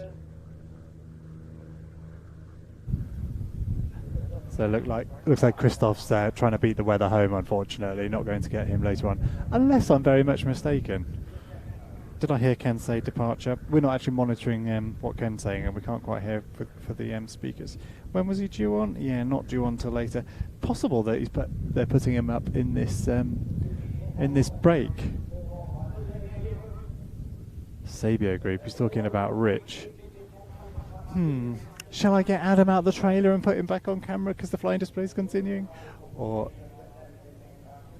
I think what we'll do, given that we need to mute the PA, was leave Adam inside so he can push some useful buttons. I'll just keep an eye out for Christoph to see if he's actually going to stick with us and display. You probably know more than me because you'll have heard what Ken said a moment ago. But welcome everybody. If you're wondering what on earth's going on, why I'm talking and ruining Ken's wonderful event commentary. Hello, my name's Ian. I run PlaneTV, bringing you a live broadcast here from Old Buckenham Airshow in Norfolk.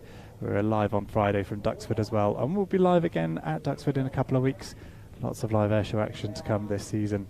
Do subscribe if you're enjoying what you're seeing. Plenty more to come. Nervous glance toward the east to see if he's... Okay, Christoph's still on frequency, so I am expecting him to run in slightly. Adam wants me to point the camera at something useful so he can cut to it. Well, I'll tell you what, Adam. If the aircraft comes running in, I'll have that with a bit of luck. But thank you very much for tuning in. Do give the video a like if you're enjoying what you're seeing. That always helps everybody.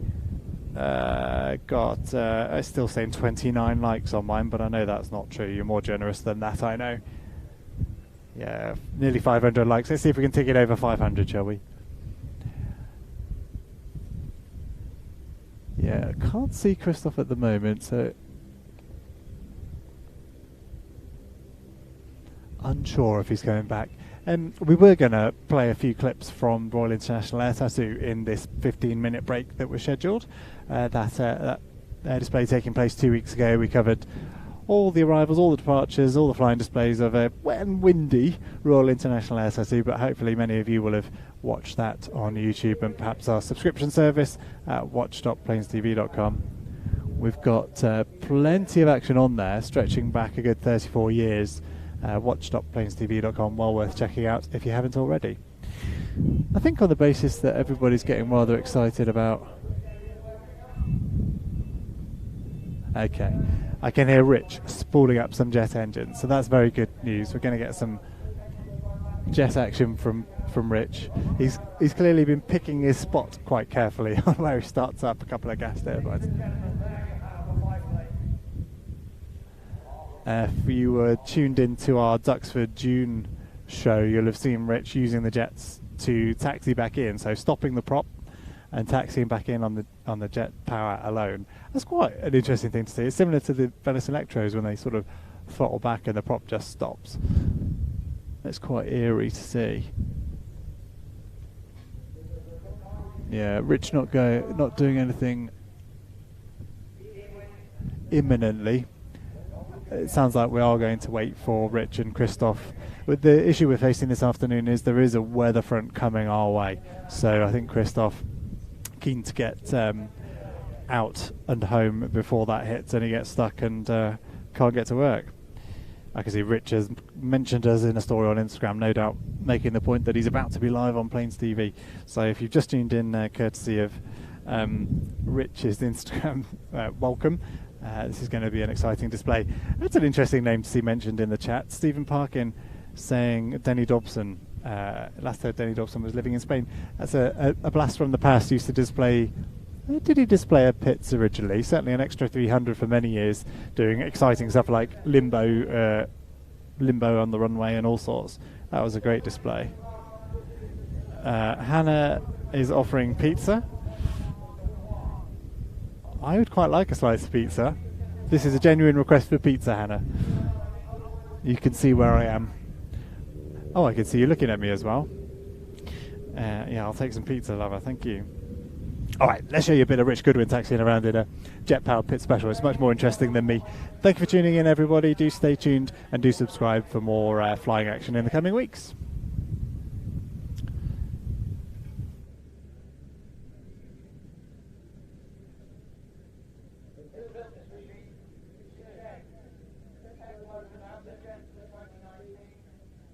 Displayed without the jets in 2020 and 2022.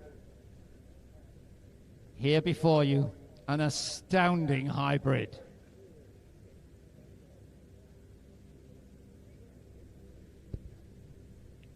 Rich's father flew fast jets with the Royal Air Force and he was famous for displaying Hunters and Lightnings. Rich got the bug, went on to fly Tornadoes. He undertook 20 operational missions in Desert Storm, the first Gulf War. 1993, he left the Royal Air Force to become a commercial pilot. He bought a Christen Eagle, not unlike a Pitts, and was hooked.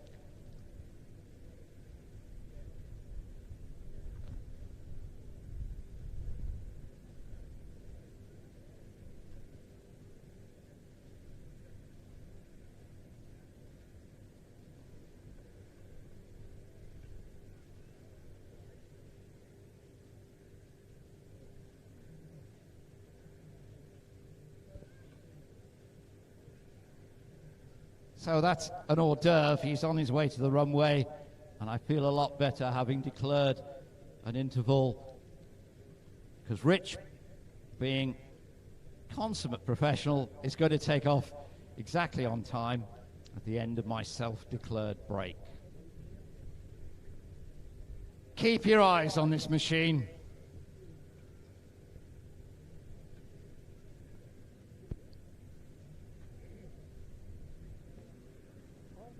On goes the smoke.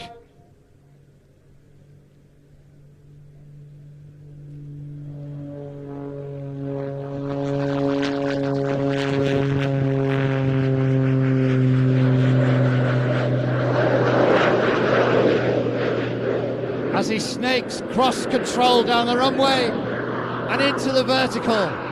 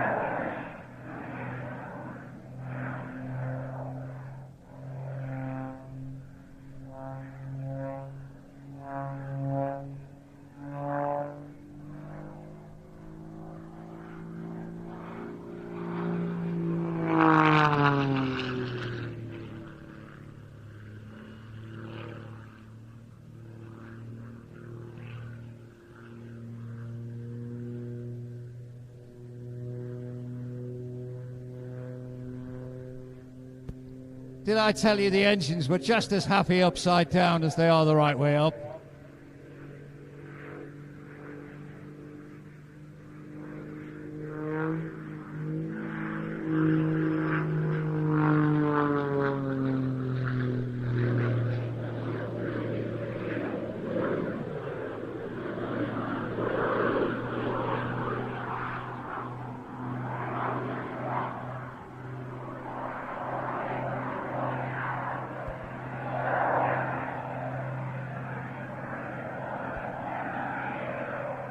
It's like watching a film and deciding that they would superimpose the wrong soundtrack.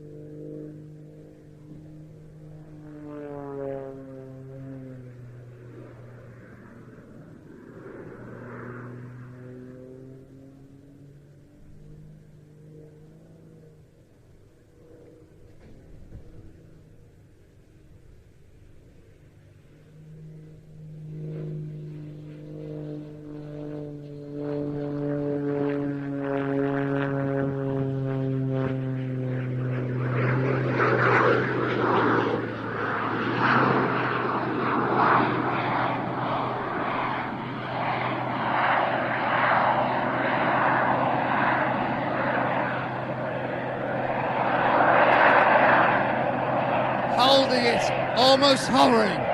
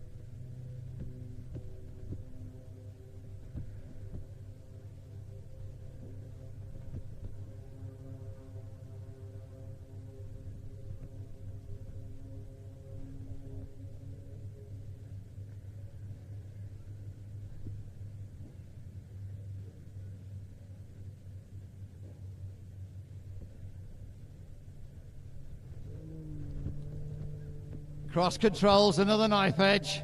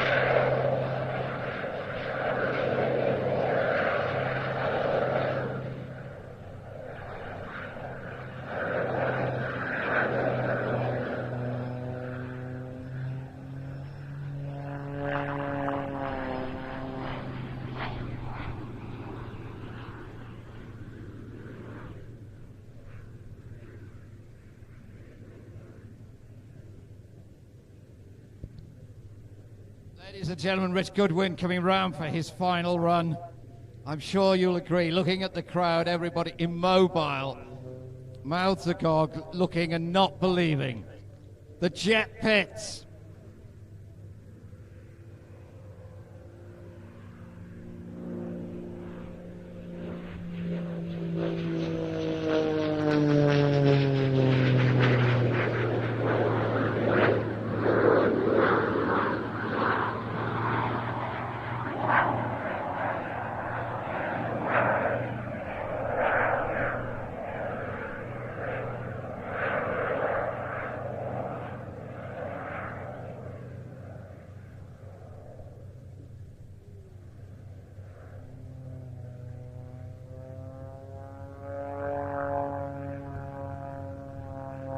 That is amazing.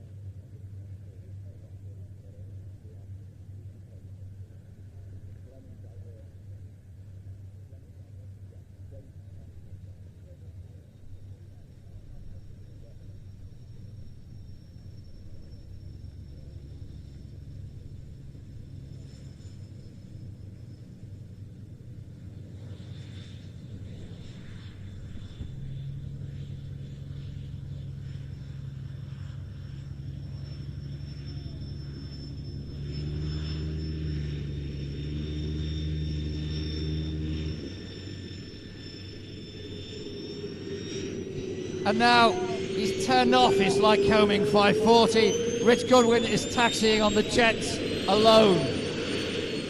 If you've got them, use them.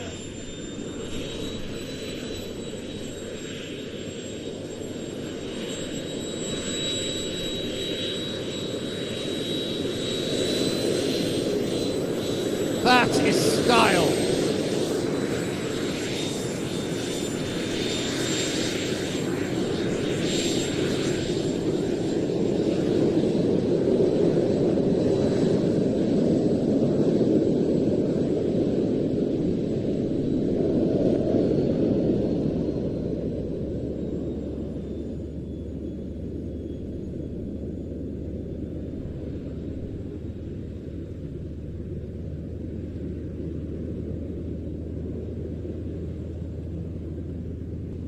Several other aircraft powering up, ready for their part in today's display.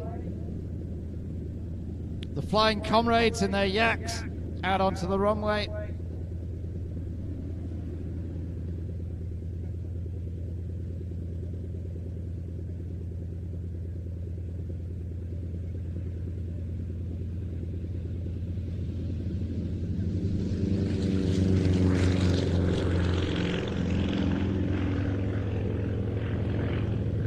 Nigel Wilson powering up the Beach 17 Staggerwing.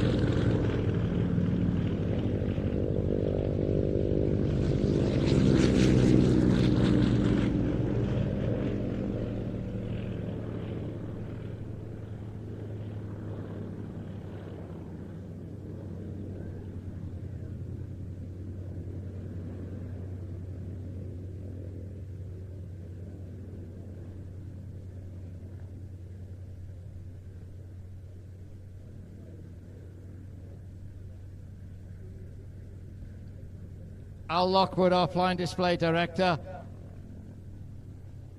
juggling acts at the moment because of the weather and aeroplanes away from the airfield and here. So we're a little off script every so often. Actually, that's a normal procedure for me, but for everybody else,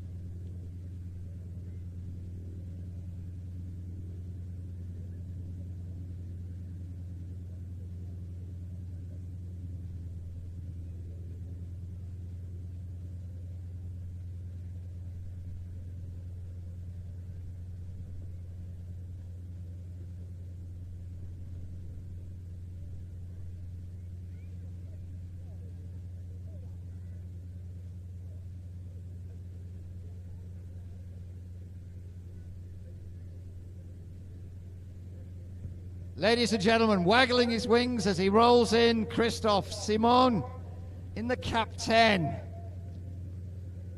He describes himself as an aircraft-mad Frenchman. He is an aircraft enthusiast to his bones. He is.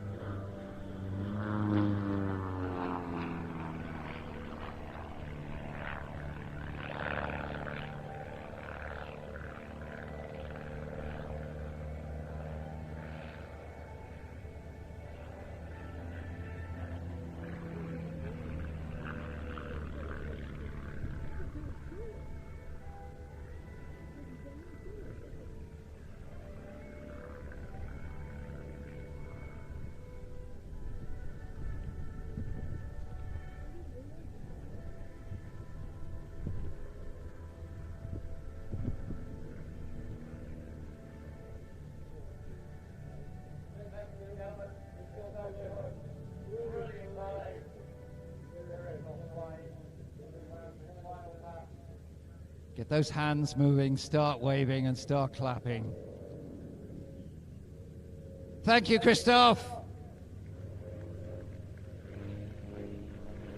And he's waving back.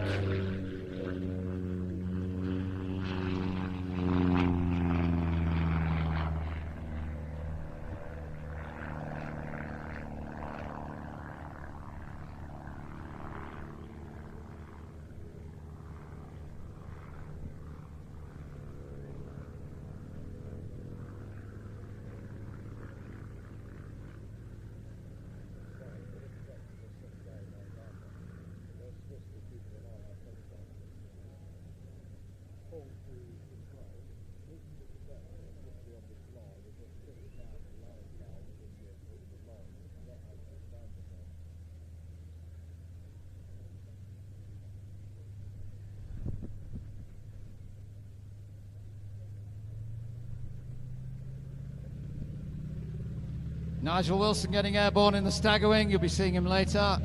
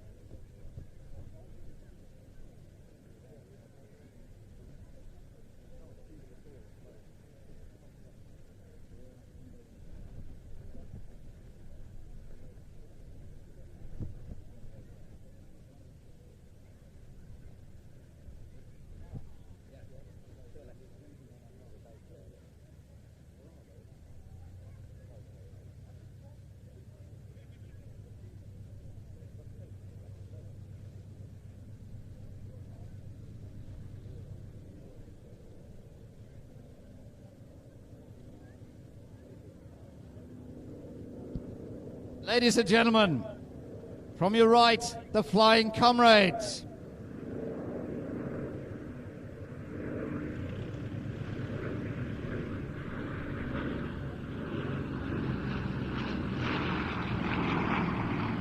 These aeroplanes are all Yakovlevs, Soviet-era types, and they are flying today in tribute to the people and the Air Force of Ukraine.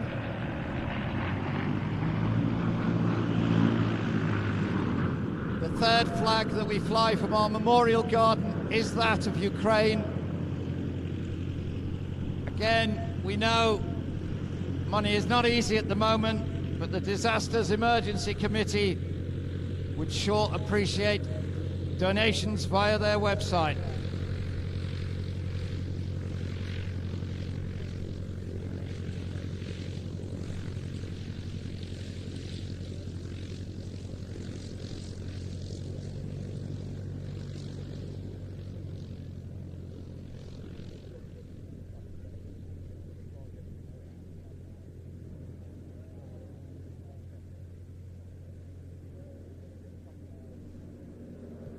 Now, you might have noticed then that first roll loop, The front aeroplane is a Yak 18T. It's a 4 to 5 seater, yet it's fully aerobatic.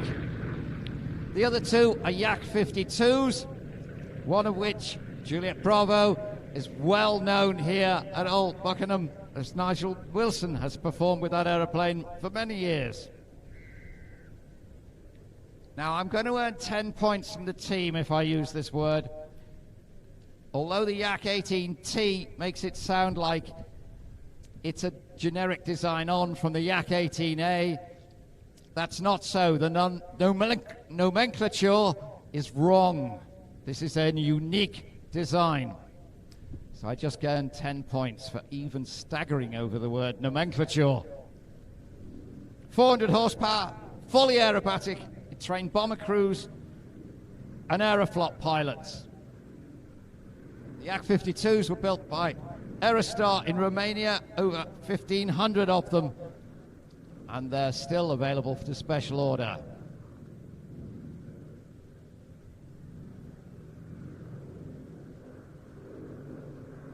Leading is Phil Hardesty.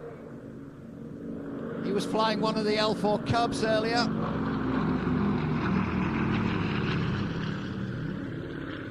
And the Yak 18T is owned by Nigel Luton, and they're very, very grateful for his generosity and patience in lending it to the team.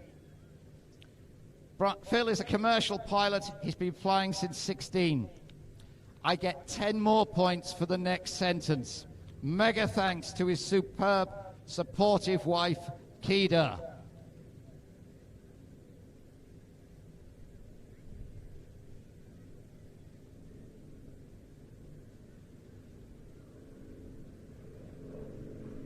Number 2 is the Yak 52 JB, flown by Alex Luton. He got his private pilot's license at 17, first tasted the delights of the Yak 52 in 2007. He's also a commercial pilot. And last, but by no means least, in KF, the other Yak 52, and also flying an L4 Cub earlier, it's Tom Turner.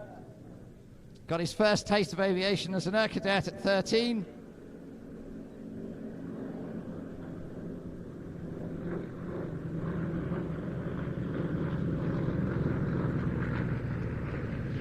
And today, he's the airfield manager and display director at Duxford.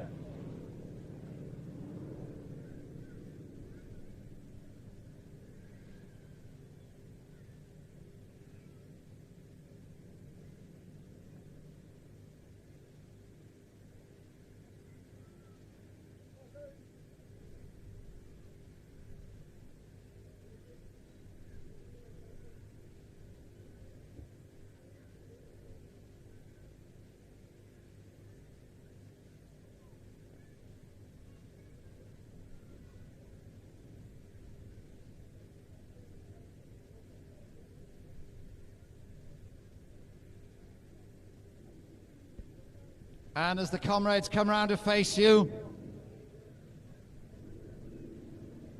on goes the smoke, on go the landing lights.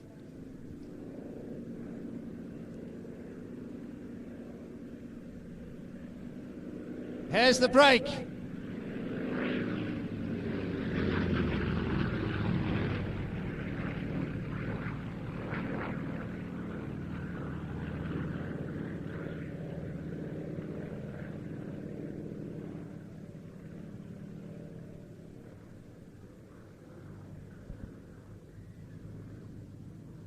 Team were formed at the end of 2021 after several meetings during lockdown about what would be a good idea. And here it is.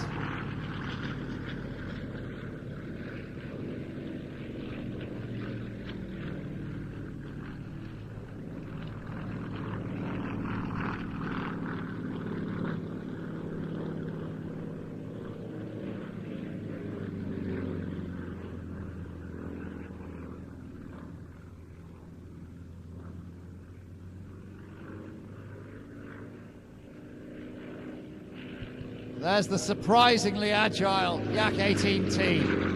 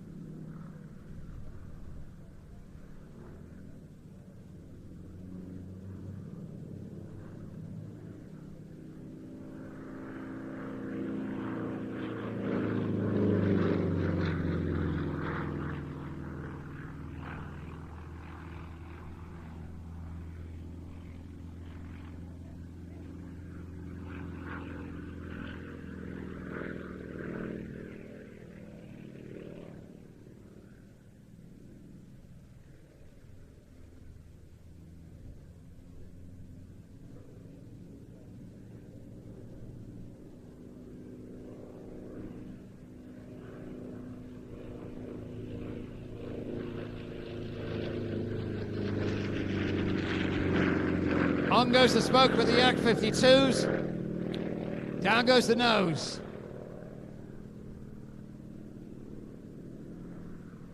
Building the speed.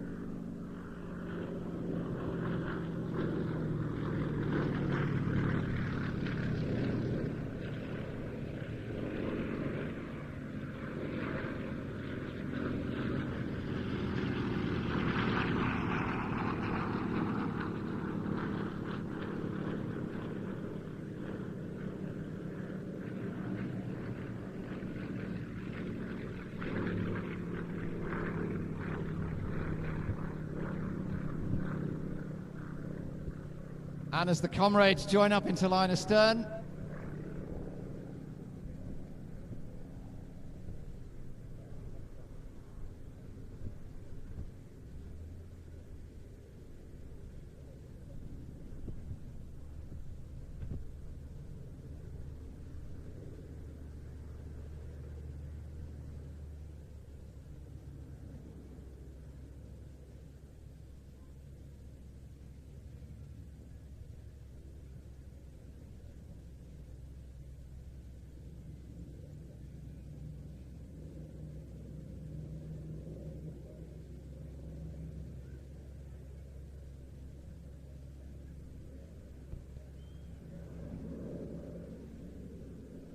on with the smoke.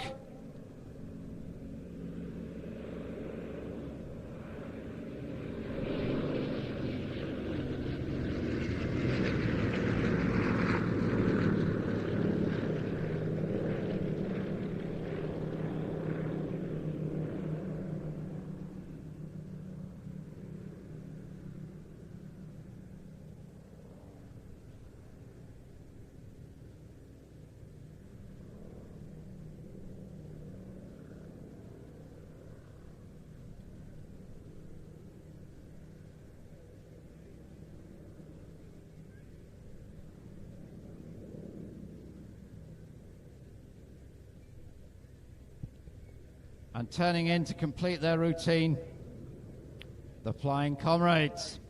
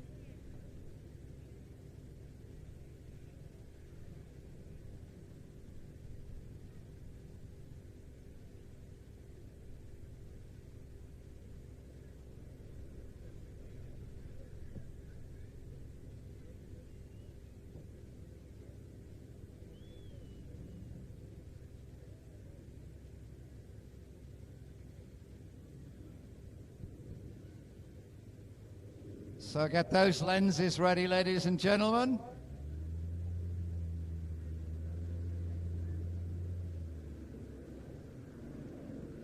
On with the smoke.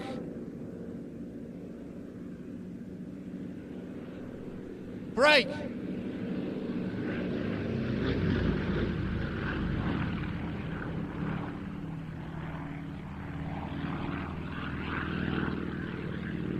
The Flying Comrades. Now then, have you lost an SD card? If you've lost an SD card, I'm happy to say I haven't a clue what that is. Go and talk to Central Information. They're in front of the Liberator restaurant.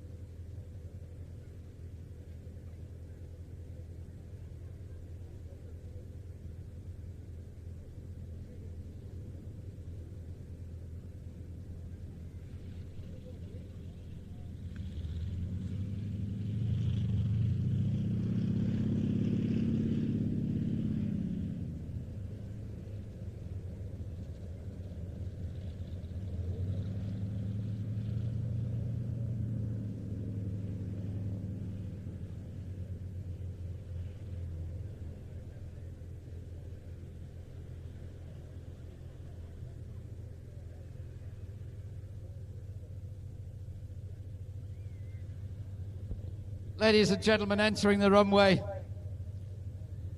aviation history.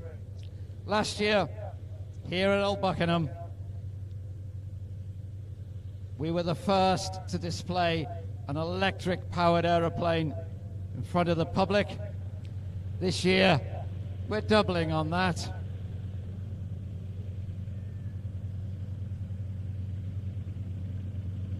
These machines are Velis Electros.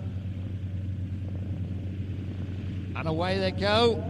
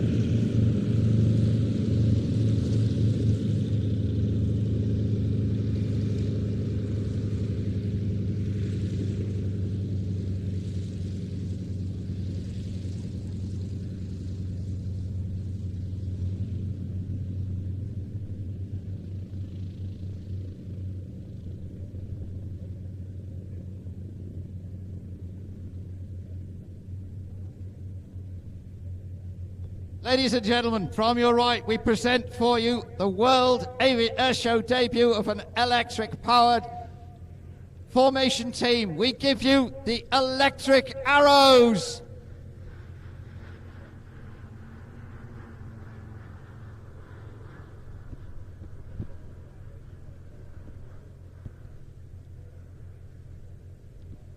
Call sign Sparky 1 is Sam Watmo. You saw him earlier flying the RV-8. Sparky 2 is Alex Rainier. He was the one who made history last year by flying here as a world first. Neighbour, those wonderful people are backing the Velis Electro. You can see them in the Future of Flight area. We've heard biplanes with jet noise today. You're going to find these very, very quiet.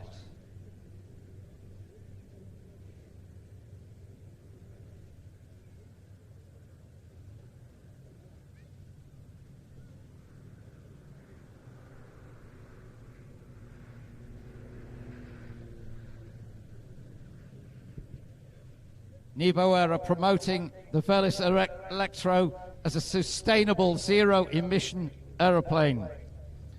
They're helping to increase the number of recharge points and to facilitate training on such types. And they are importing up to 50 of the Velis Electro. It's a light aeroplane manufactured in Slovenia. It's the first entirely electric propulsion type certificated light aeroplane in the world. The Royal Air Force has been evaluating them at Cranwell in Lincolnshire, and BAE Systems are looking into use of the aeroplanes as well.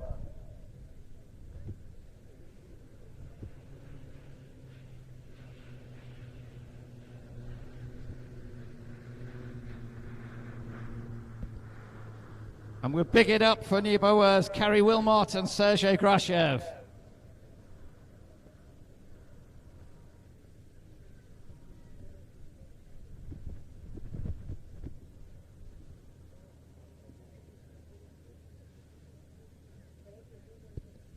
Old Buckenham is the home of the UK's first public electric aircraft charger, and it's fourth in the world to have one that's exclusively solar powered. It's not connected to the mains, and there are more chargers to come here.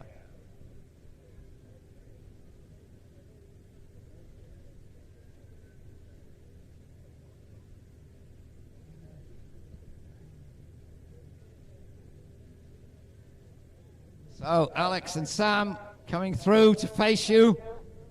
And you know what that leads to. Cameras ready, folks.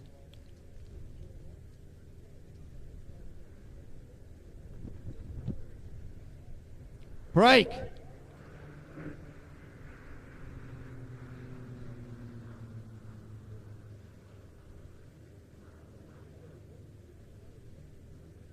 Remind you also of the Nuncats project here. Again, you can see that in the Future of Flight area on the eastern end of the airfield. Their prototype flew earlier this year, and it's going through developmental certification and testing. And we look forward next year to seeing that in the skies at an air show here.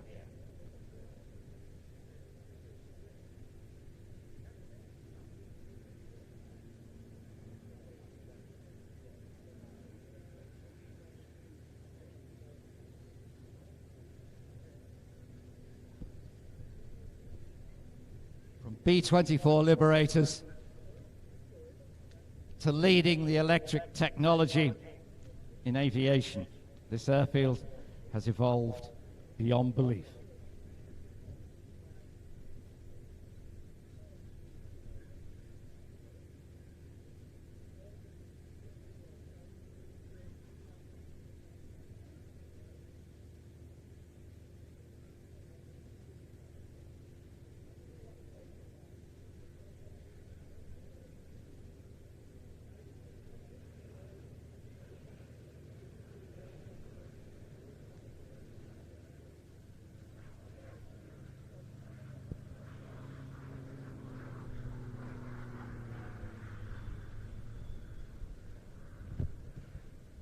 member of the audience asked yesterday, when can we expect an electric-powered Spitfire?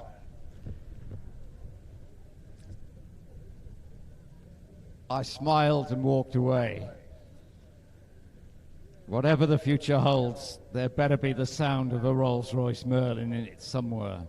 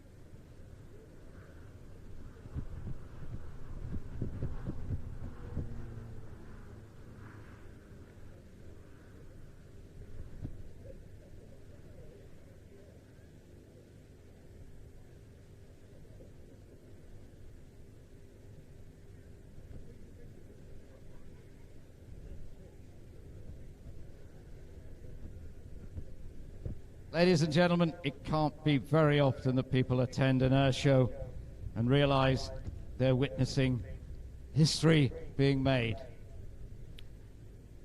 Alex Renier, Sam Watman, no. Call sign Sparky 1 and 2. Nebo Ers, Velis Electro. The electric arrows and the future of flight. Put your hands together.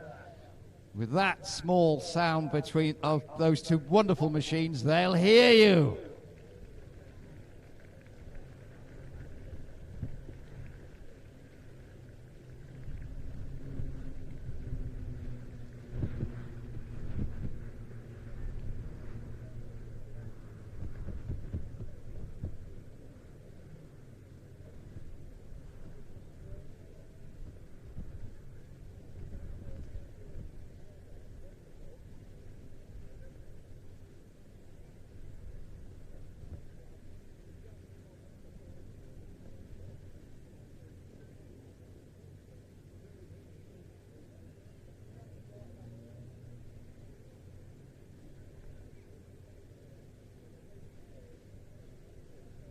And they're coming round for another one. Those of you regulars here at Old Buckenham will know that maths was never my strongest forte.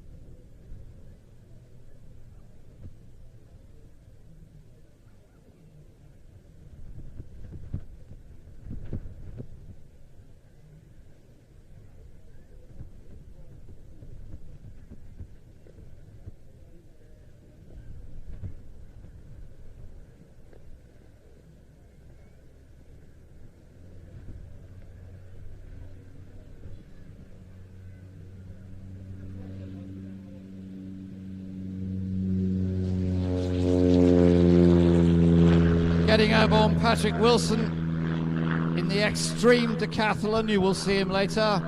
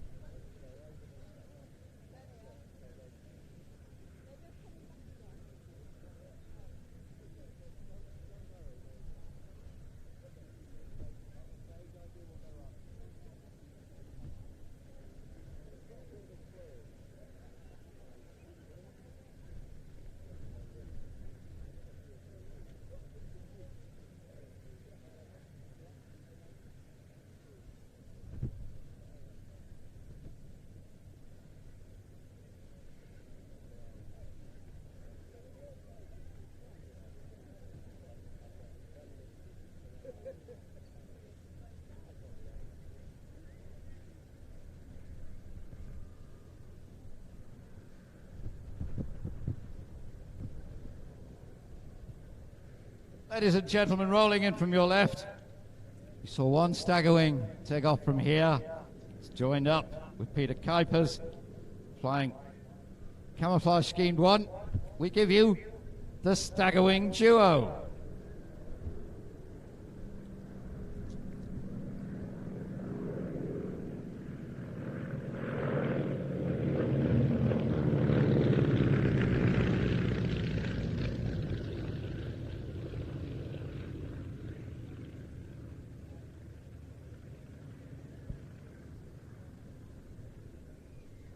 First flown in 1934, these represent the Cadillac of the skies.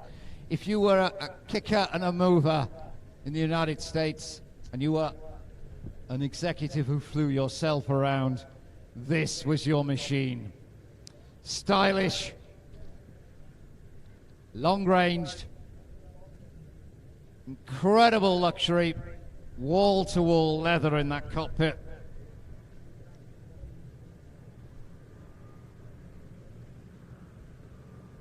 These were the Learjets of their day.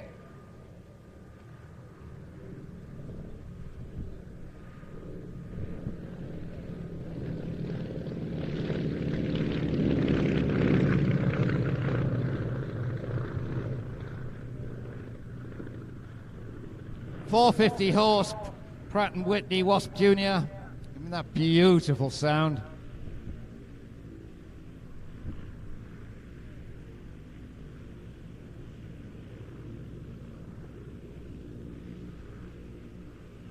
Now, why Staggerwing?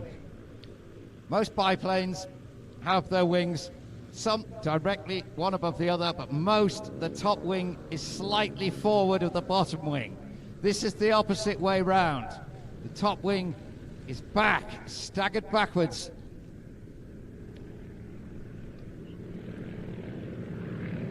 And of course, the other very distinctive element of these machines, retractable undercarriage. Fuselage fills the gap between the two wings. Lovely four-seater interior.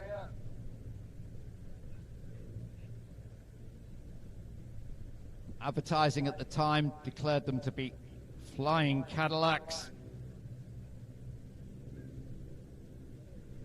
There are two based here at Old Buckenham, and that represents 66% of the British population. You're looking at the other one.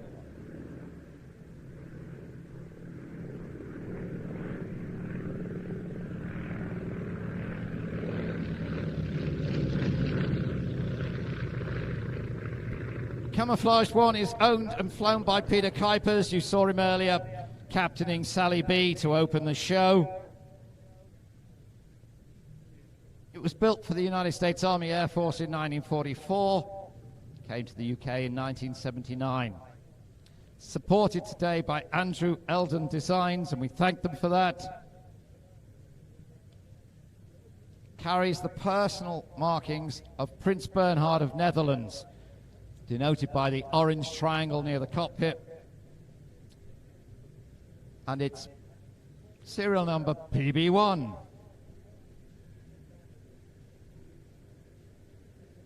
The red one, flown by Nigel Wilson, resident here, owned by Jeffrey Lynch. Also was built for the United States Army Air Force. It's the elder of the two. It's a 1943 model.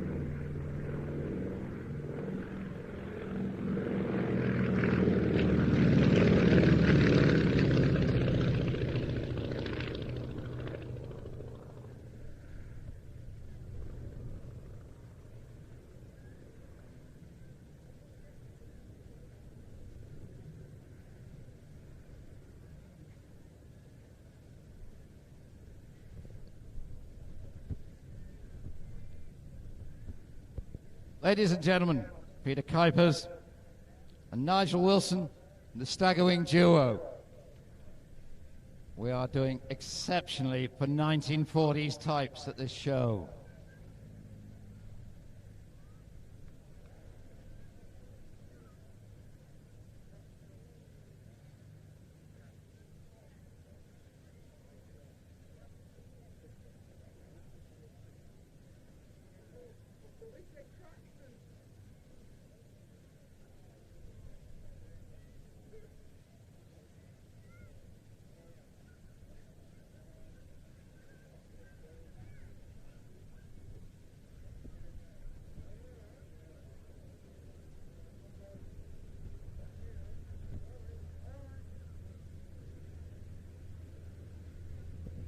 Christophe Simon departing back to his base in Essex.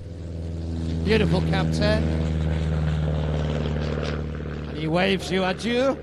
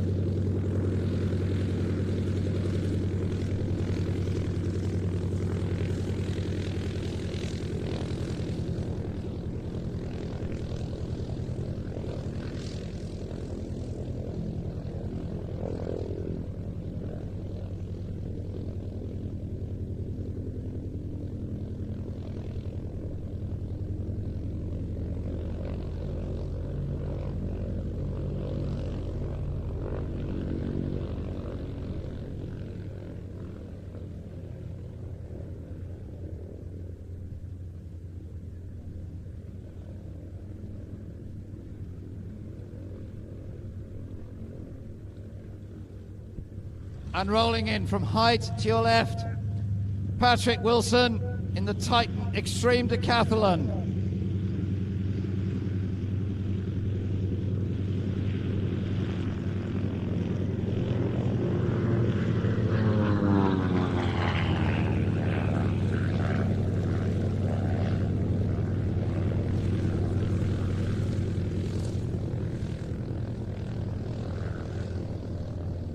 Machine has a 200 horsepower engine, fully inverted fuel system, short span wings to give you the aerobatic style you see before you.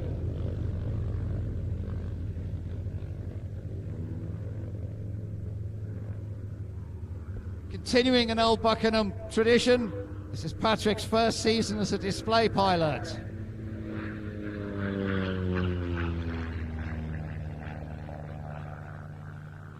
Day job is flying Airbus A320s for Titan Airways, and this aeroplane carries the markings of the airline.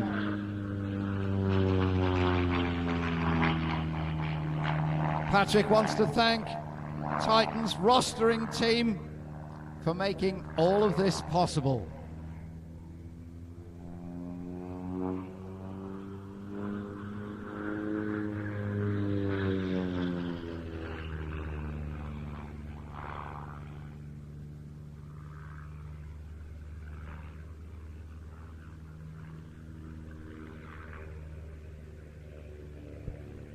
design traces itself back to 1944 with the Aronka Company, and amazingly, it's still in production. When I say amazingly, there's a lot of people very interested in this very potent machine.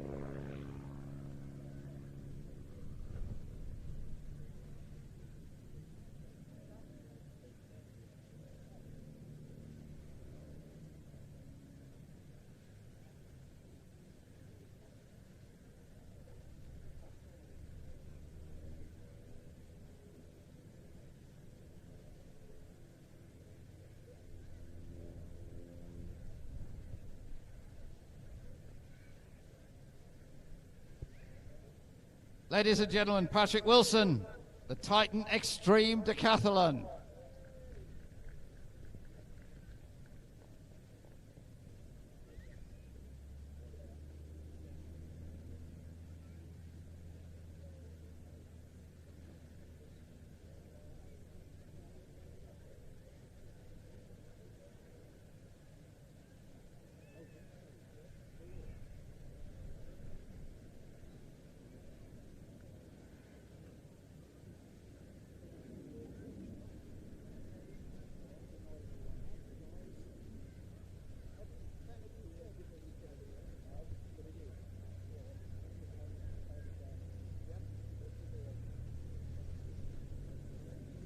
Ladies and gentlemen, the aeroplane that is shortly to appear here, has a call sign Anarchy 1. It'll give you the idea of what to expect. Dogs, youngsters, anybody that doesn't like noise, well, there's a lot of it to come.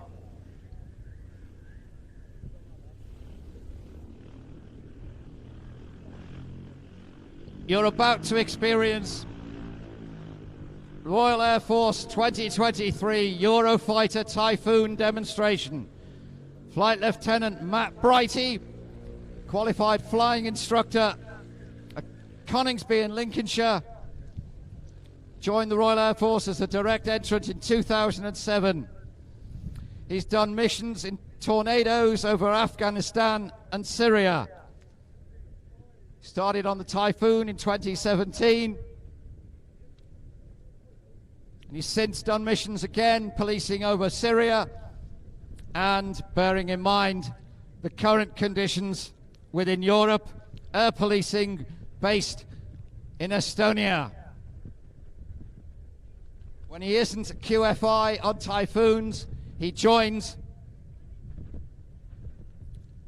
the Quick Reaction Alert 24/7 to keep UK airspace peaceful and tranquil.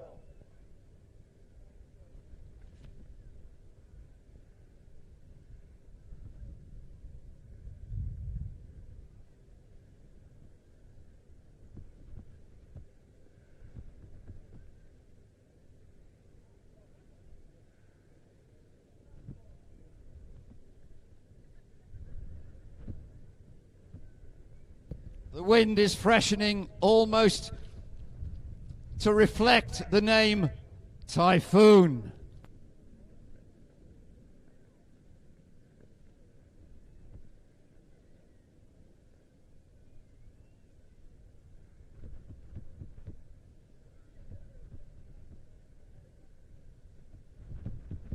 He's circling over Snetterton.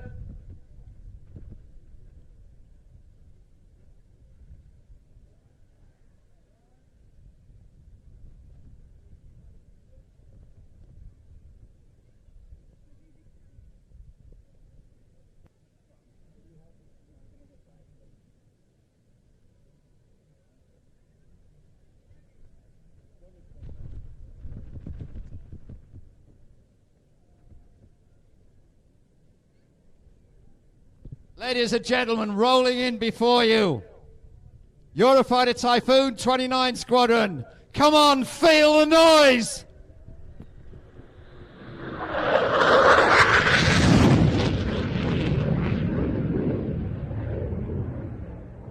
He's lit the torches on a pair of Eurojet EJ200 turbofans. 40,000 pounds of thrust on reheat.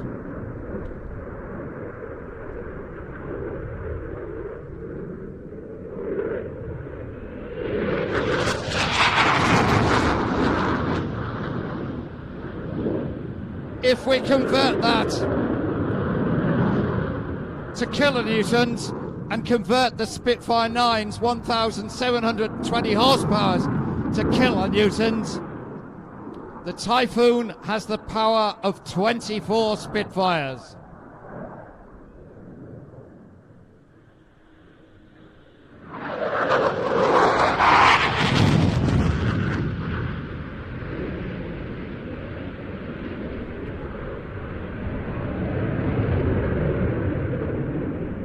The Eurofighter consortium comprises the United Kingdom, Germany, Italy and Spain. It's a fully fly-by-wire aeroplane, no mechanical linkage between the control surfaces, including the canard at the nose.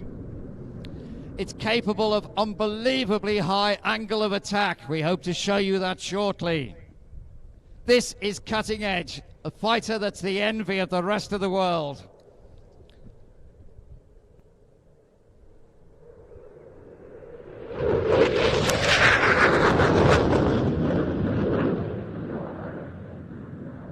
The British production line is at Warton in Lancashire. Exports are looking great. Keep going and updating the Royal Air Force's FGR-4 status aeroplanes as you see in front of you.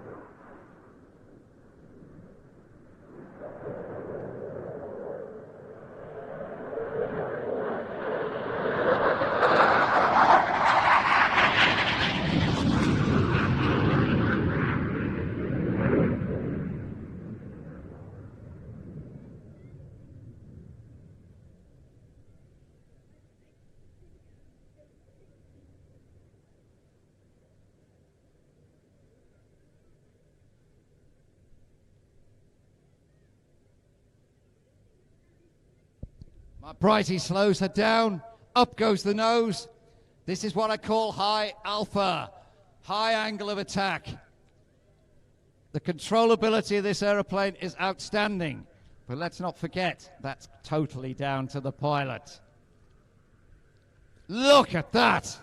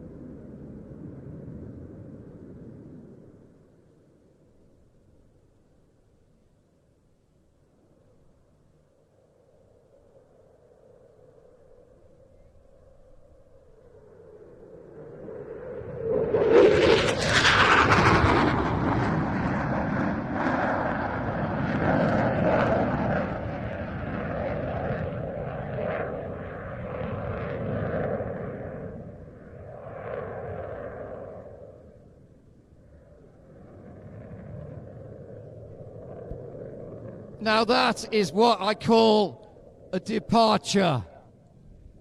Ladies and gentlemen, we would like to dedicate today's show in honor of an Anglo-American lady, Maggie Perkins.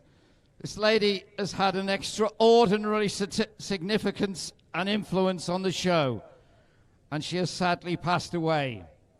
Blue skies, Maggie, blue skies. Now, ladies and gentlemen, we spoke about weather. It looks great here, doesn't it? All of the aeroplanes due to come after the Typhoon are at Duxford. The flying at Duxford is absolutely out, unsafe, and you know we go for safety first. The Typhoon represents our finale today. We know you're disappointed. The people here are equally so. But you know and you appreciate that safety is important.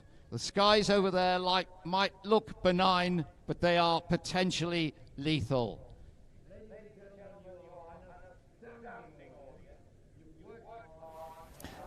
Hey everyone, thank you so much for tuning in, and a big thank you to Hannah something or other in the chat. I can't remember your surname, but thank you for the pizza. That was delicious, all 3 bites that I managed. Sad to say, due to the weather, not here, but between here and Duxford, it sounds like that is the end of our flying display here. But we thought we'd finish with a bit more of a climax than we've managed, even with the Typhoon. So I'm going to play you a half a Red Arrows display to finish off. I think it's from Air Tattoo, maybe the Sunday at Air Tattoo, to finish off today's stream. So a little bit more video to come from us, so do stick around. Big thank you to Ken Ellis for providing event commentary here, keeping you informed and entertaining you throughout. I see everyone sort of disappearing, getting the gist of things. Sad that we've missed the Mustang Bouchon, Lysander Beaver, and we were hoping for the Spitfire to close us out. We did manage to see all those items yesterday, so they are on yesterday's stream if you've just tuned in and quite fancy seeing some of those aircraft. Thank you for watching. Do subscribe, do give this video a like. If you really like what we do, you can become a channel member, and if you really, really like what we do, you can watch our back catalogue of 34 years of airshow action over on watch.planetv.com. But I'm going to take the opportunity to get packed down nice and early and maybe even get to my holiday before the pub closes this evening. I'm going to leave you with a Red Arrows display from Air Tattoo. This was part of our live production at Royal International Air Tattoo, which was available on that streaming service as well, watch.planetv.com. So thank you everybody for tuning in here at Old Buckenham. Big thank you to Hannah, whatever your name was, for the pizza, and we'll see you all again at Duxford in 2 weeks' time here on YouTube. Thanks again.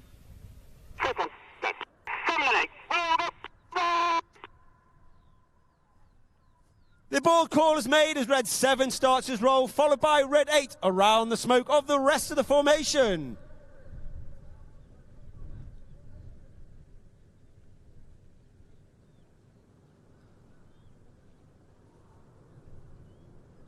A little bit right now. Of course, Red 1 doesn't want to make it too easy for the rest of the team, so the blue and red smoke comes on and he bends the formation around to the right, making it even more difficult for Red 7 and 8 to maintain that rhythm and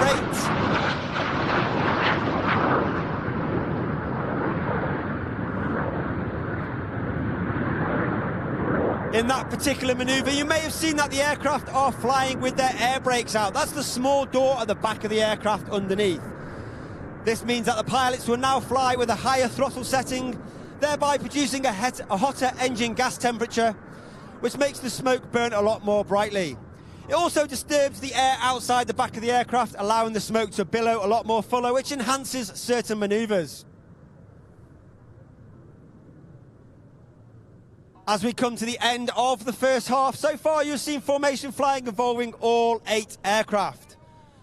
As we go into the second half, the team will now split into 2 sections. We have Reds 1 through 5. They're now known as Enid, named after Enid Blyton's famous 5.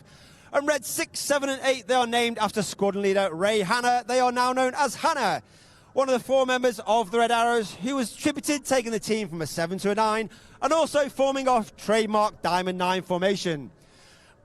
Air Tattoo, ladies and gentlemen, boys and girls, look directly to your front to the start of the second half of the show. Get your cameras ready for the detonator!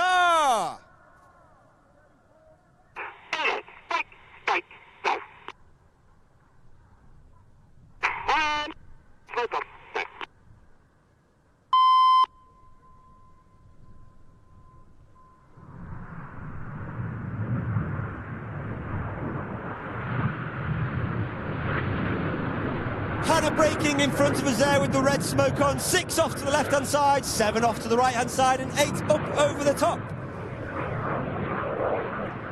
The synchro pair, red 6 and 7, now up to our left and right hand side, approximately 1,000 feet before they dive down to 100 feet, have a closing speed of over 800 miles per hour. They are led by the synchro leader, red 6, coming in from our left hand side. That is squadron leader James Turner, known as JT. 4th year on the team, a former Typhoon pilot and instructor on the Typhoon, as well as a qualified flying instructor on the Hawk T Mark 1, again at 208 Squadron at RAF Valley when it was in existence. Each aircraft now only passing in 100 feet of each other, as they now